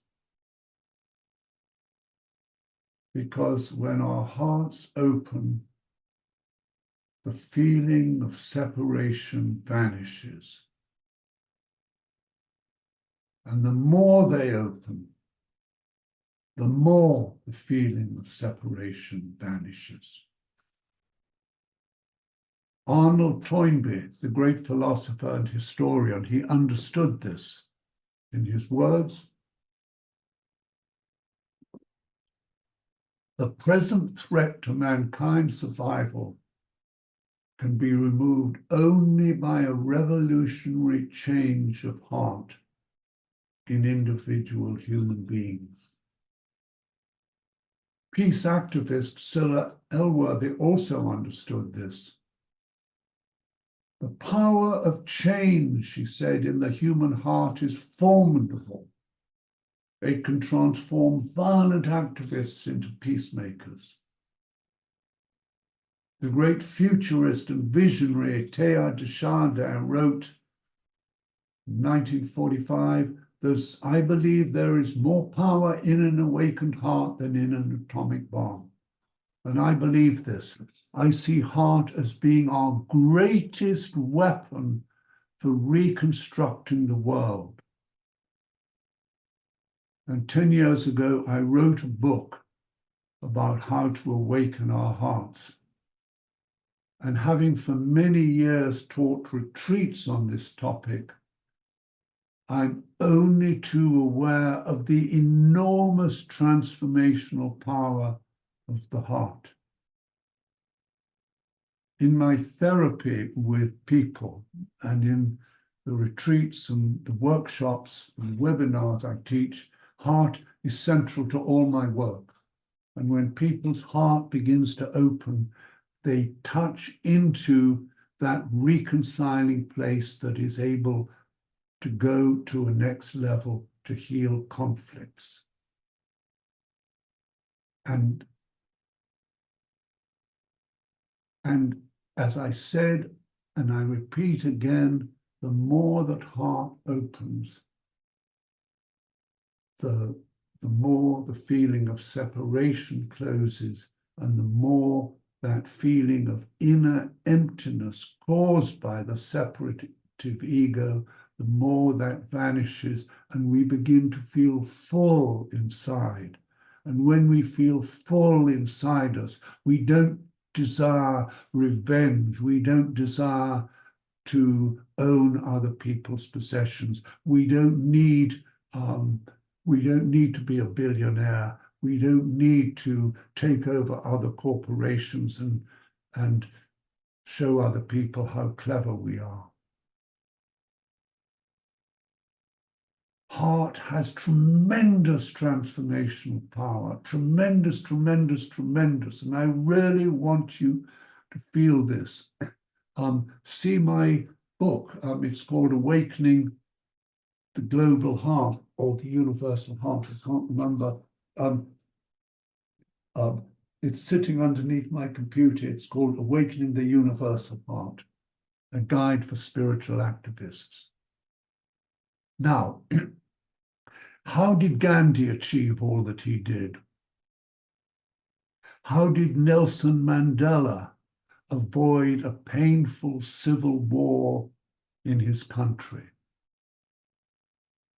My reply is, and this sentence is really important, both Gandhi and Nelson Mandela stood for non-violence, and their hearts became big enough to hold everyone in their country inside them. Their hearts became big enough to hold everyone in their country inside them. Our hearts need to open and become bigger so that we hold other people and other nations as not separate from or outside of us, but as part of us or inside us. I would like to feel that in my small way, I not only hold those I love inside my heart, but I hold humanity inside my heart because I'm part of humanity. And all human beings are my brothers and sisters. And to serve them is to serve me. So I'm saying that when we come from heart, or when we lead from heart, we open up a very different world or reality for ourselves. Our perceptions open. We begin to realize that our ego identity is not our true self, and that in actuality, our individual selves are all part of a much larger human collective self. And when this realization begins to dawn, and it needs to be worked for, it doesn't just happen, unfortunately. We human beings are not like acorns that just evolved naturally into oak trees. We have to play a part in working at our evolution. When this realization begins to dawn, not only do our egos get reined in, but they begin playing a more subservient role in our lives. They become healthier. They become our servants and stop controlling us. And as this happens, as I just said, we begin to feel fuller inside ourselves, and that aching emptiness that we try to fill in all the artificial ways begins to operate. We no longer feel moved to own things or feel we've got to have power over others, and if we don't, they'll control us. Our paranoia begins to melt away. And I really want to stress this point. The name of the game is not to kill ego, but to have it as our servant and not our master. Ego itself is not bad. It's only when it's wounded and unhealthy and plays a dominant role in our lives that it is dangerous. It's the wounded ego we're talking about in Putin and Trump and Netanyahu and Kim Jong-un and others. People who I see as spiritual people, kind people, good people who try to help others, they're not egoless. They have egos, but their egos don't rule the roost.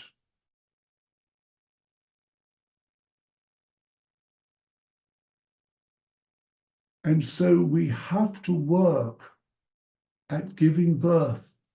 See, our sort of inner heart, our heart chakra, here you see where my little Buddha is hanging, is in the middle of our chest.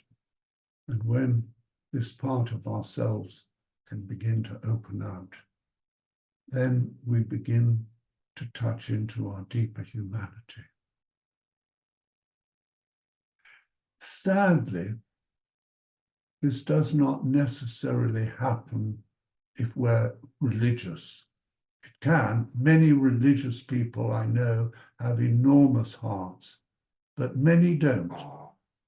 Many are very left-brained and closed-hearted. And we see this, and we see a hatred and violence in many fundamentalist religions, which have a hostile and holier-than-thou attitude to those who don't see the world through their eyes. And I spoke earlier of how war leaders like to co-opt the church to justify their violent activities. So to open our hearts, my dear friends, we don't have to be religious. But what happens when our hearts begin to open is that the right hemisphere of our brain begins to open as well. And so the veils of separation fall away even more quickly. And so long as we're not forgetting also to connect to the left hemisphere of our brain, it's not one or the other, but both together, i.e. love and logic need to fuse together, we find we have the ability to address hugely complex situations in a wise way, as a greater sense of creativity begins to awaken inside us. And this is very important in this complex world that we're living in, that we have a wise vision of how to live and how to proceed in any situation, so that the whole of us, we bring the whole of us to deal with any particular situation that we face. And people with this kind of heart stroke whole vision, they don't feel moved to support war games.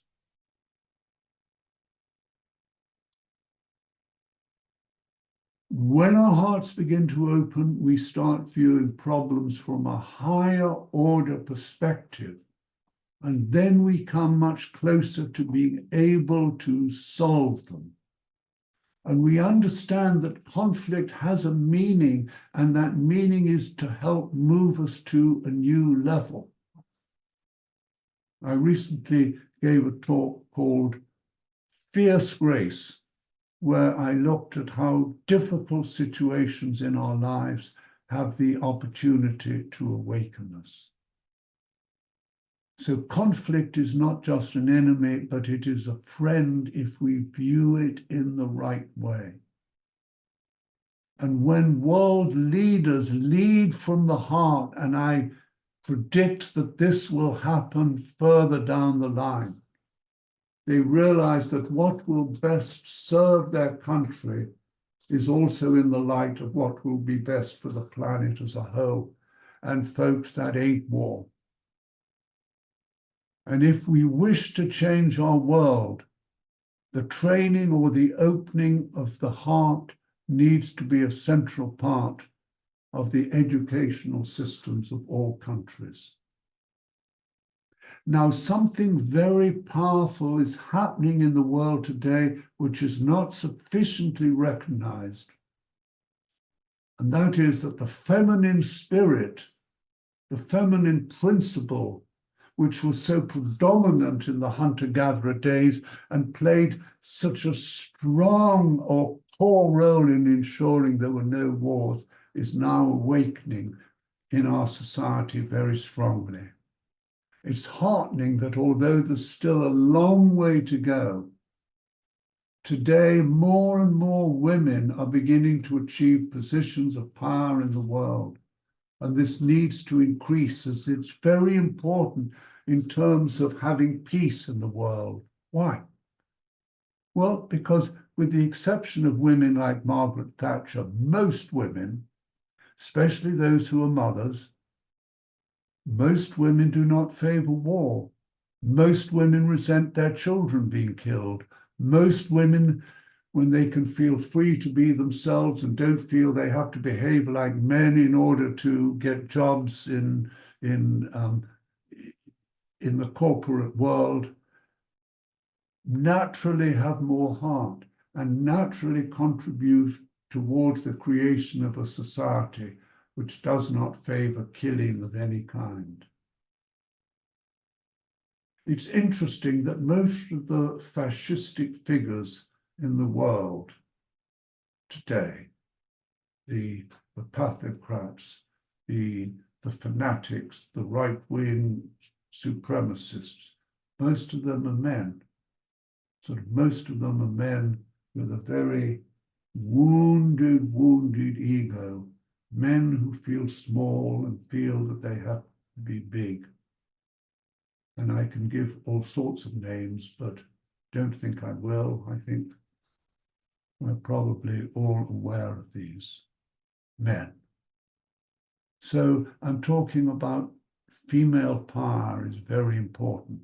And the more women we have as heads of banks and corporations and political parties, the more the warlike macho spirit will slowly start to diminish, and the less will be the thrust towards war. Now, note I said not all women, because certain women have been infused by the patriarchal spirit. Again, I don't want to give names, but I gave the example of Margaret Thatcher. There are other women in the political world today who are also basically pathocratic in their intentionalities, and as it were, the sort of virus of sort of hostility has spread to them. But anyway, I see that us men have a lot of work to do, that we've got challenges. We've got to work at opening our hearts and developing the feminine or heart dimension of ourselves, as all people have a male and female sides to them. And B, we need to support women to stand in their strength and power. And the more we do that, the more we can expect peace in the world. And similarly, women are also challenged to work at letting go the many kinds of psychological chains which the patriarchal system in its fear of them has shackled them with. And one of the best ways is for them to take strong stands for the kind of world they want to live in. And there's many women doing this today. I have nothing but huge admiration for those incredibly brave women in Iran, in Syria, who are every day risking their lives by saying no to those fascistic forces, doing their best to keep them in their place. Women power will redeem the world. I see that the way of violence, the attempt to use violence to try to solve challenging issues, is always an expression of a lack of imagination. And this particularly applies in the waging of wars. I worked with a wonderful spiritual teacher called Ram Dass, whom I love dearly. And he once told me this story. And it's a story where there was a huge man full of anger, and he entered a train screaming at anyone. He was looking for a fight. And he entered a carriage where a black martial artist happened to be sitting, someone who could have felled him in one stroke. But this martial artist guy was wise, and he saw beyond the outward show of hostility. He saw that there was something deeper going on that was leading him to behave in that way. He stood up and spoke to the screaming man in a comforting fashion and asked him what was upsetting him. The man broke down. "Oh, my wife has left me. I have all these bills to pay and I can't do it." And as he said this, tears poured out of his eyes. The story ended with the big man lying down on the railway seat with his head in the martial artist's lap, who was stroking it. "Tell me your story," he said. And as all the big man's woes blurted out, his violence began gradually to dissipate. So what could have been a war, a big battle, was diffused. And what diffused it was that this man was listened to in a compassionate way. He was given a space to talk about his pain. And my point is this: strategies other than violent ones need to be used when violence threatens. The leaders of nations need to be much more imaginative and listen much more deeply to the issues that other nations bring up, and be willing to see their neighbors not only through the lenses of their prejudiced opinions about them, i.e. the way Netanyahu always saw the Palestinians. I maintain that this can really only happen when our hearts begin to open, because then depths begin to appear. And wars are attempts to evolve very complex situations in very superficial ways. In my psychotherapy practice, when I see couples at war with each other and threatening each other with all sorts of atrocities, I will get my child never to talk to his father again, or whatever they do to try to blackmail each other.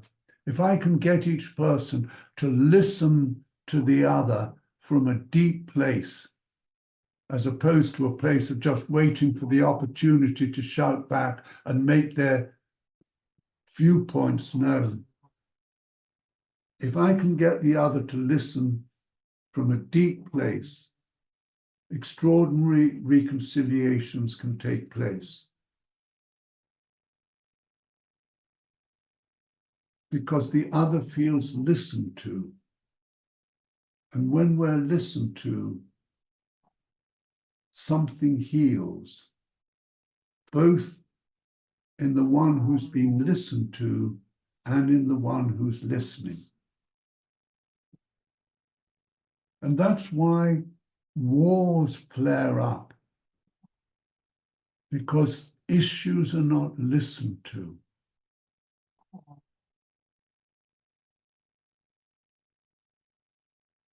And so why, when wars flare up, everyone concerned needs to gather together the warring parties and give all sides the opportunities to talk.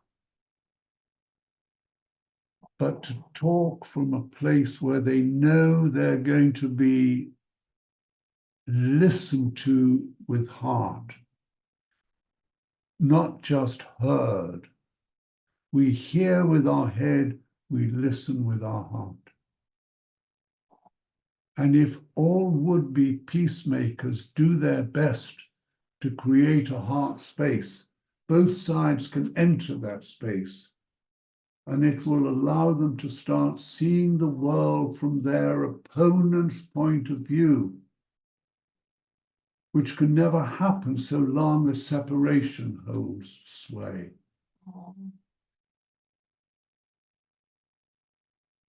That is so important. There's an American Indian aphorism: never judge another man unless you've walked 10 miles in his moccasins. The reason why we judge another person is that we don't bother to see the world through their eyes, or even think it worthwhile to do so. But if we do so, then when points of view can be listened to, even if we feel they're unreasonable ones, but we listen to them, a new space for dialogue will open up. And when true dialogue opens up, it's not conducive to war. Wars happen because we don't listen to other people. Wars happen between people. We fight with other people because we don't listen to them. And when that happens at a national level and we don't listen, a war breaking out is always a possibility. For peace to prevail, my dear, dear friends, what we also need is a vision of hope, as opposed to one based on our current negative worldviews. At this moment, a great cloud of despair hangs over the world, and too many of us are too glued limpet-like to the horror show of war being beamed daily into our news channels, informing us how many more Russians or Palestinians have been killed.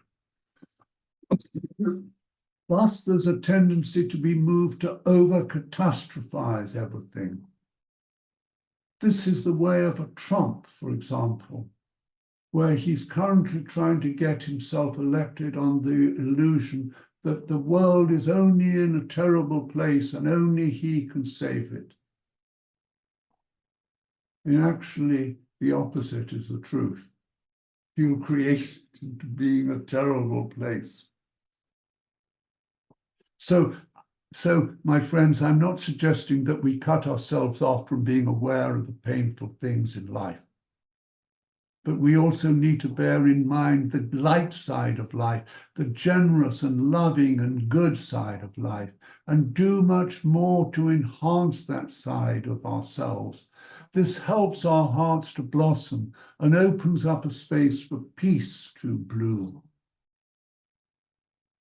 So I'm saying that we need, all of us, if we want peace in the world, we need to be more out in nature, connecting to its beauties, smelling the flowers and allowing their fragrance to flow into us. As this not only heals us, but assists us to be more gracious to our neighbors. We need to take time to create a new story for ourselves, a story of peace and joy. We need to visualize a world without war, a world that works. In the words of Mohammed el-Baradei from his book, The Age of Deception, imagine a world where we would settle our differences through diplomacy. And I would add here, heart-centered, imaginative diplomacy. Imagine a world where we would settle our differences through heart-centered, imaginative diplomacy and not through bombs or bullets. Imagine such a world is in our grasp. Just imagine it now.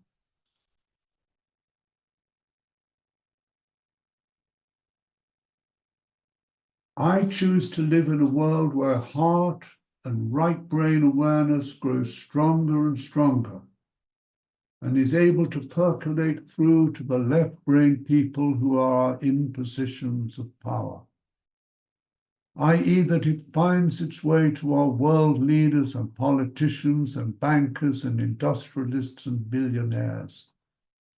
If this were to happen, my dear friends, just imagine how our world would change. Imagine if to qualify for any senior position in any profession, one would be compelled to complete a training in heart awakening. And if you didn't make the grade, you wouldn't get the job. If this were the case, we wouldn't have world leaders like Putin and Netanyahu as the supreme leader in Iran, as cunning, ruthlessness, and manipulation would no longer make the grade. I say this as I believe this will be the future world that, not without some struggle, we're in the process of slowly beginning to create. In my last book, Amazing Grace, I wrote about how I imagined our planet by the end of this century. And here are a couple of points I made. Politicians will learn to be more authentic and honest and refuse to be bought. And gradually all forms of government based on repression will vanish from the face of the earth. All forms of violence and oppression to minority groups also comes to an end. A new value system is gradually born, where honesty triumphs over corruption, kindness over indifference, and generosity over greed. If, as I suggested earlier, one of the causes of war is the huge gap between the rich and the poor, I believe this gap can and soon will begin to narrow, because I believe we have the ability to end poverty and war. We don't quite yet have the will, but it's coming. The great problem is that those in positions of power in the world, due to their hyper-separative stances, they're afraid of change. And while they recognize that it is necessary, they're unable to do so because they can't conceive of any self beyond their little wounded ego-separative self. But I believe is that as we're faced with more and more crises or dangerous opportunities, that new openings will begin to occur. While there's much generosity being shown on the part of many wealthy people today, I believe there's space for much more to be shown. I certainly believe that if all the many billionaires on the planet were to give a year's income to those desperately in need, that world poverty could be eliminated, that there could be good medical systems in many more countries and good educational systems. What is needed is a generosity of spirit. So I think prayer, in my book on awakening the universal heart, I had a chapter on prayer and on meditation. I feel they're both very, very, very important. And I'm not going to describe meditation because you all know about meditation. You know, everyone talks about meditation nowadays. But prayer is a key ingredient to enable what I've been speaking about to happen. And I don't mean all the gooey stuff of kneeling at our beds. Oh, please, God, so make me a good person. Or as Janis Joplin said, oh, Lord, won't you buy me a Mercedes-Benz? Actually, Janis Joplin's prayer should have been, oh, Lord, please make me not jealous because all my friends have Porsches. Anyway, I don't mean all that gooey stuff. I think that prayer can be a very active form of living our daily lives in a space of being the change that we want to see happen and continually visualizing the society or the world that we want and doing what each of us can to put our vision into action. In other words, I'm talking about active prayer.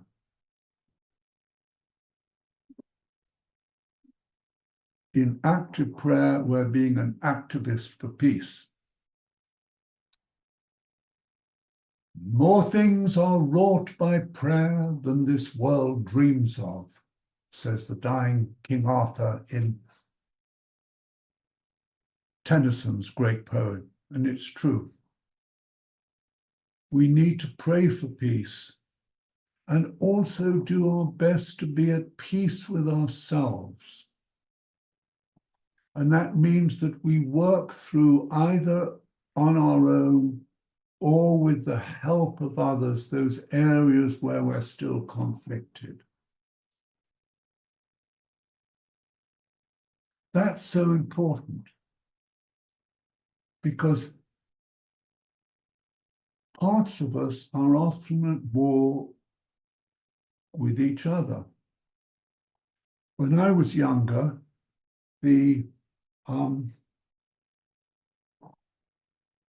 I had two parts that often conflicted. The more mystical part of me that wanted to sort of to pray and meditate and hang out with holy men, and the more playful part that sort of wanted to go and party and have fun and meet pretty girls and go dancing and do a lot of skiing and have fun. And there was a battle between these parts.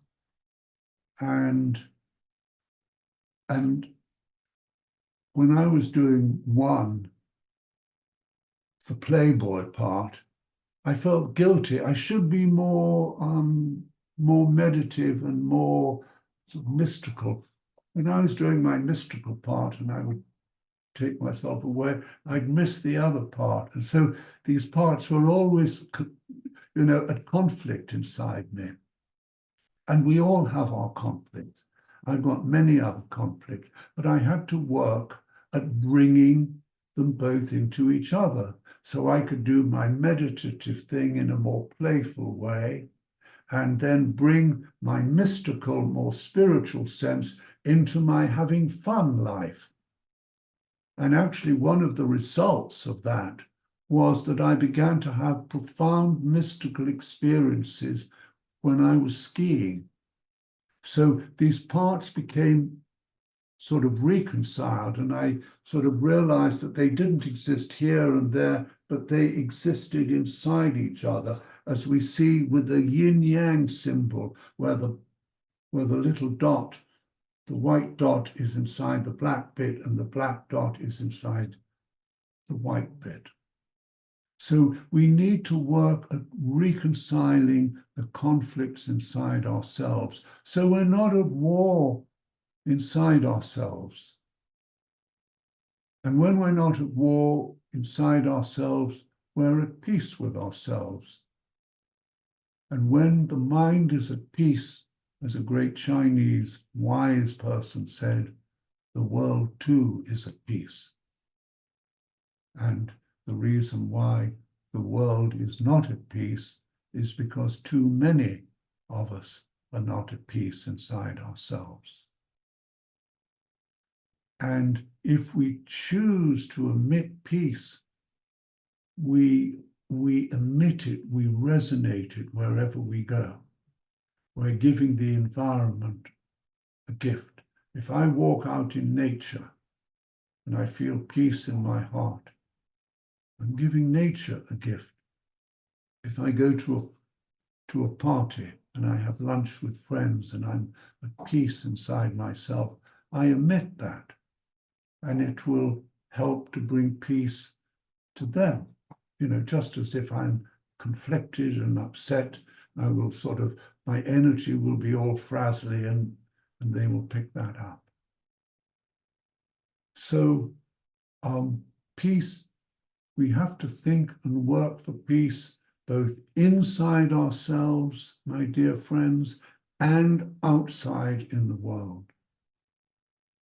Here's what the philosopher David Spangler said once about peace, and I really like this, and I'm going to quote him in full. Peace is the resolution of conflict in ways that are mutually empowering to all concerned. It's the ability to accept and embrace conflict and not be threatened by it, and thereby use it in the interests of life. Implicit in this image of peace is the communication and communion, the recognition of an identity that we share that transcends our differences even as it is enriched by them, and an ability to touch each other lovingly within the context of that identity.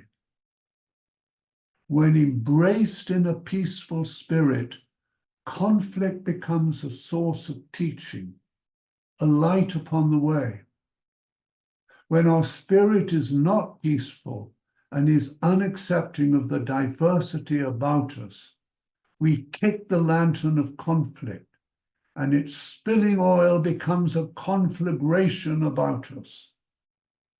The way to peace must take us inward to train us in sincerity and the cherishing of the other, that we may grasp that lantern and make it an instrument of illumination, not of war.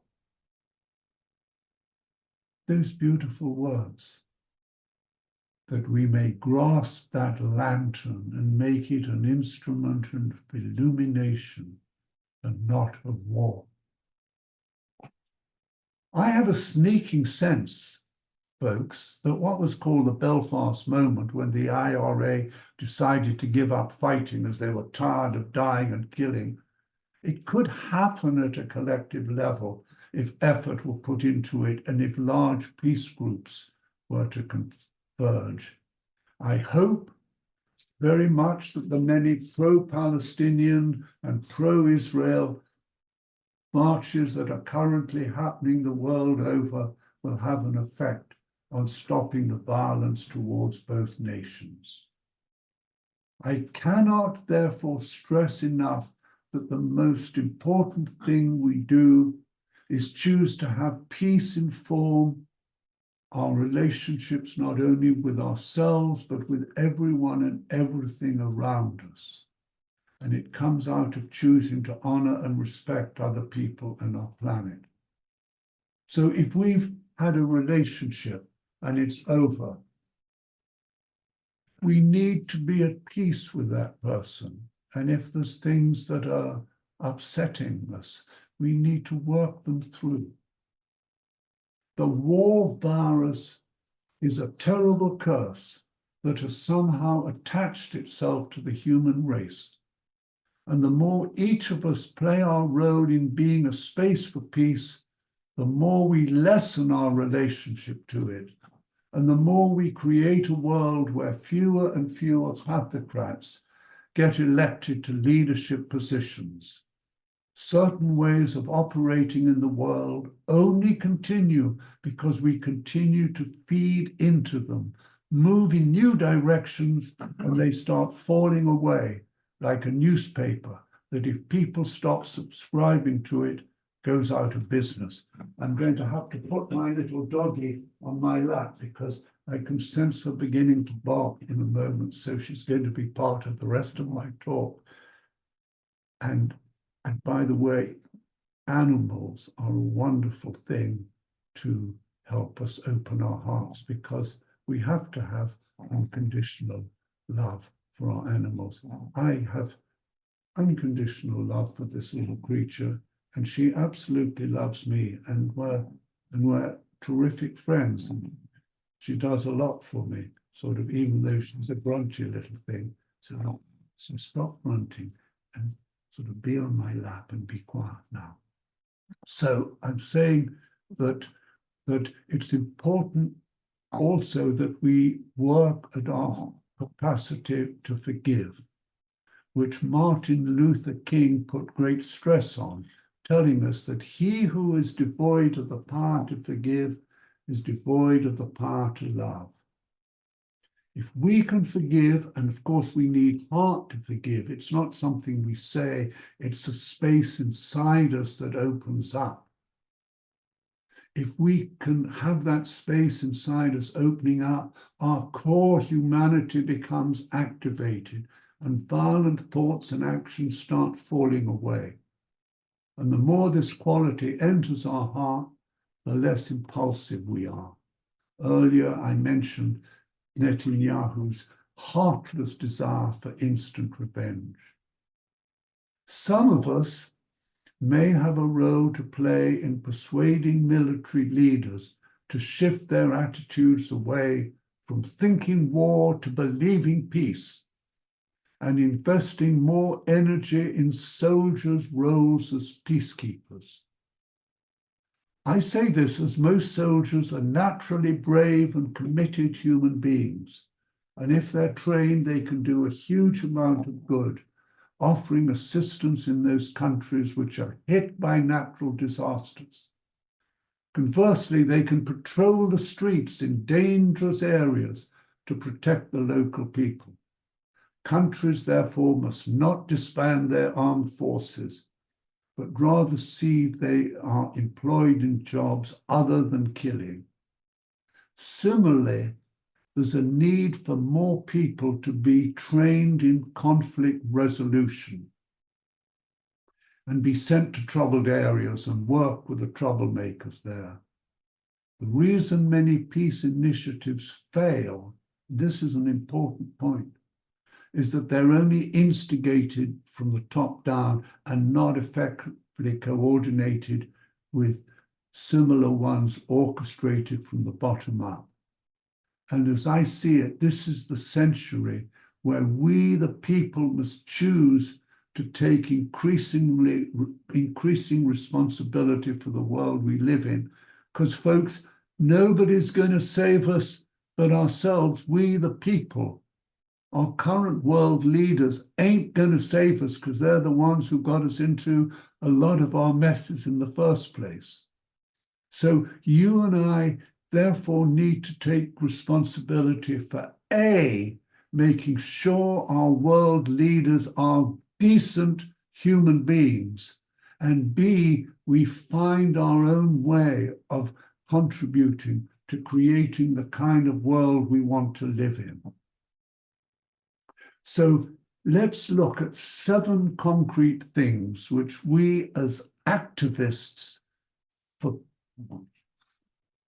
peace, activists for a better world, activists for a world without war can do. Here are 7 concrete things. I'm at last being concrete. 1, if we have money, put our money where our heart is by giving to organizations and individuals working on behalf of peace.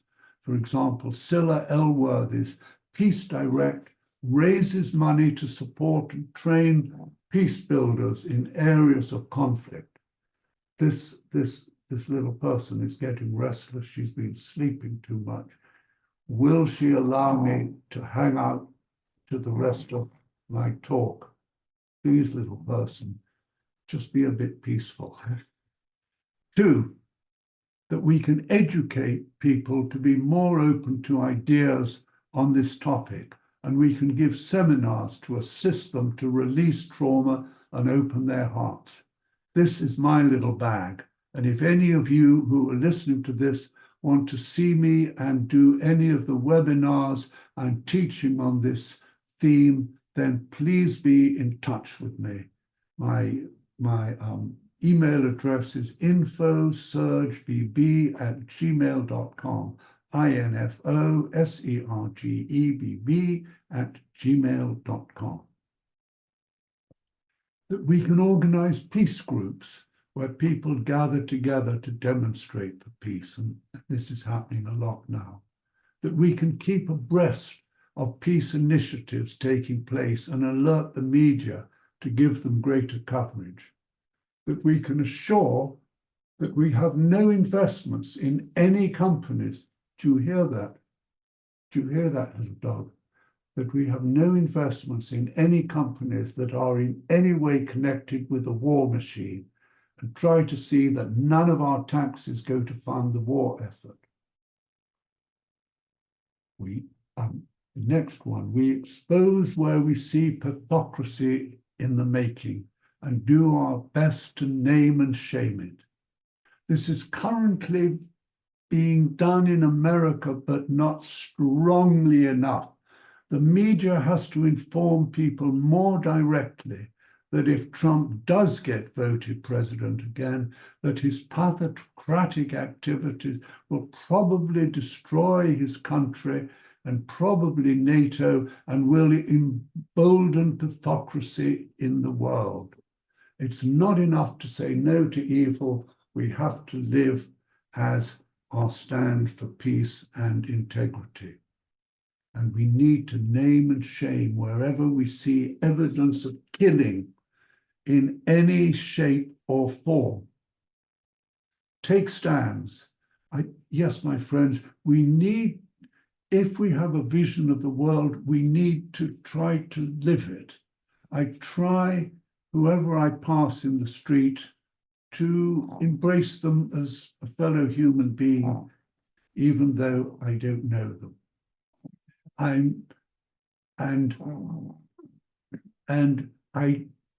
don't have a clue how and when these two wars will end. And I don't feel qualified to speculate, only to say that I hope other world leaders, recognizing the urgency, will do their best to negotiate peace settlements as soon as possible and will coordinate with those working for peace on the ground.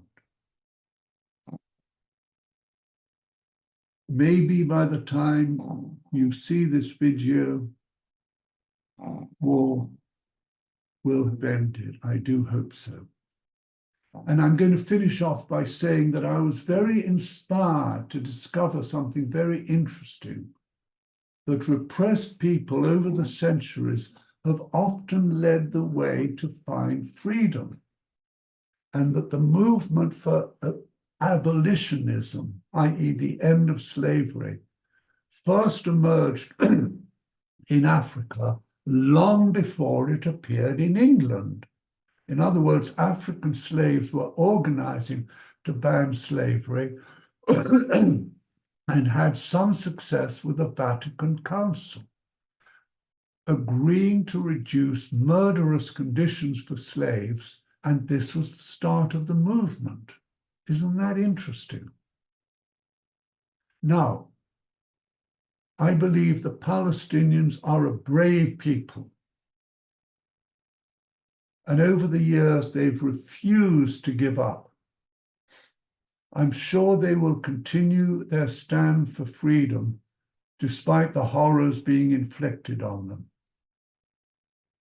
And this is my personal view, I don't believe that Israel will ever feel safe until the Palestinian rights are respected and they can have their own country without any outside interference. While we can say that the main reason Hamas carried out its brutal attack on Israel was because it hates Israel, and that's probably the bigger part of it, I also cannot help feeling that what added fuel to their ferocity was the appalling way that country has treated the Palestinians. I sincerely also hope that thuggish Netanyahu is toppled off his throne and his ultra-right-wing coalition currently calling the shots and wanting to dissolve the Supreme Court in his country so they can do what the hell they want. I hope that this coalition no longer remains in power and Israel has a government able to act more moderately and with more heart. I also hope that Ukraine somehow is able to stand firm against Putin. And if that loathsome man is eventually brought down, that someone even more virulently pathocratic doesn't emerge in his place. Excuse me, I have to let the dog out of this room.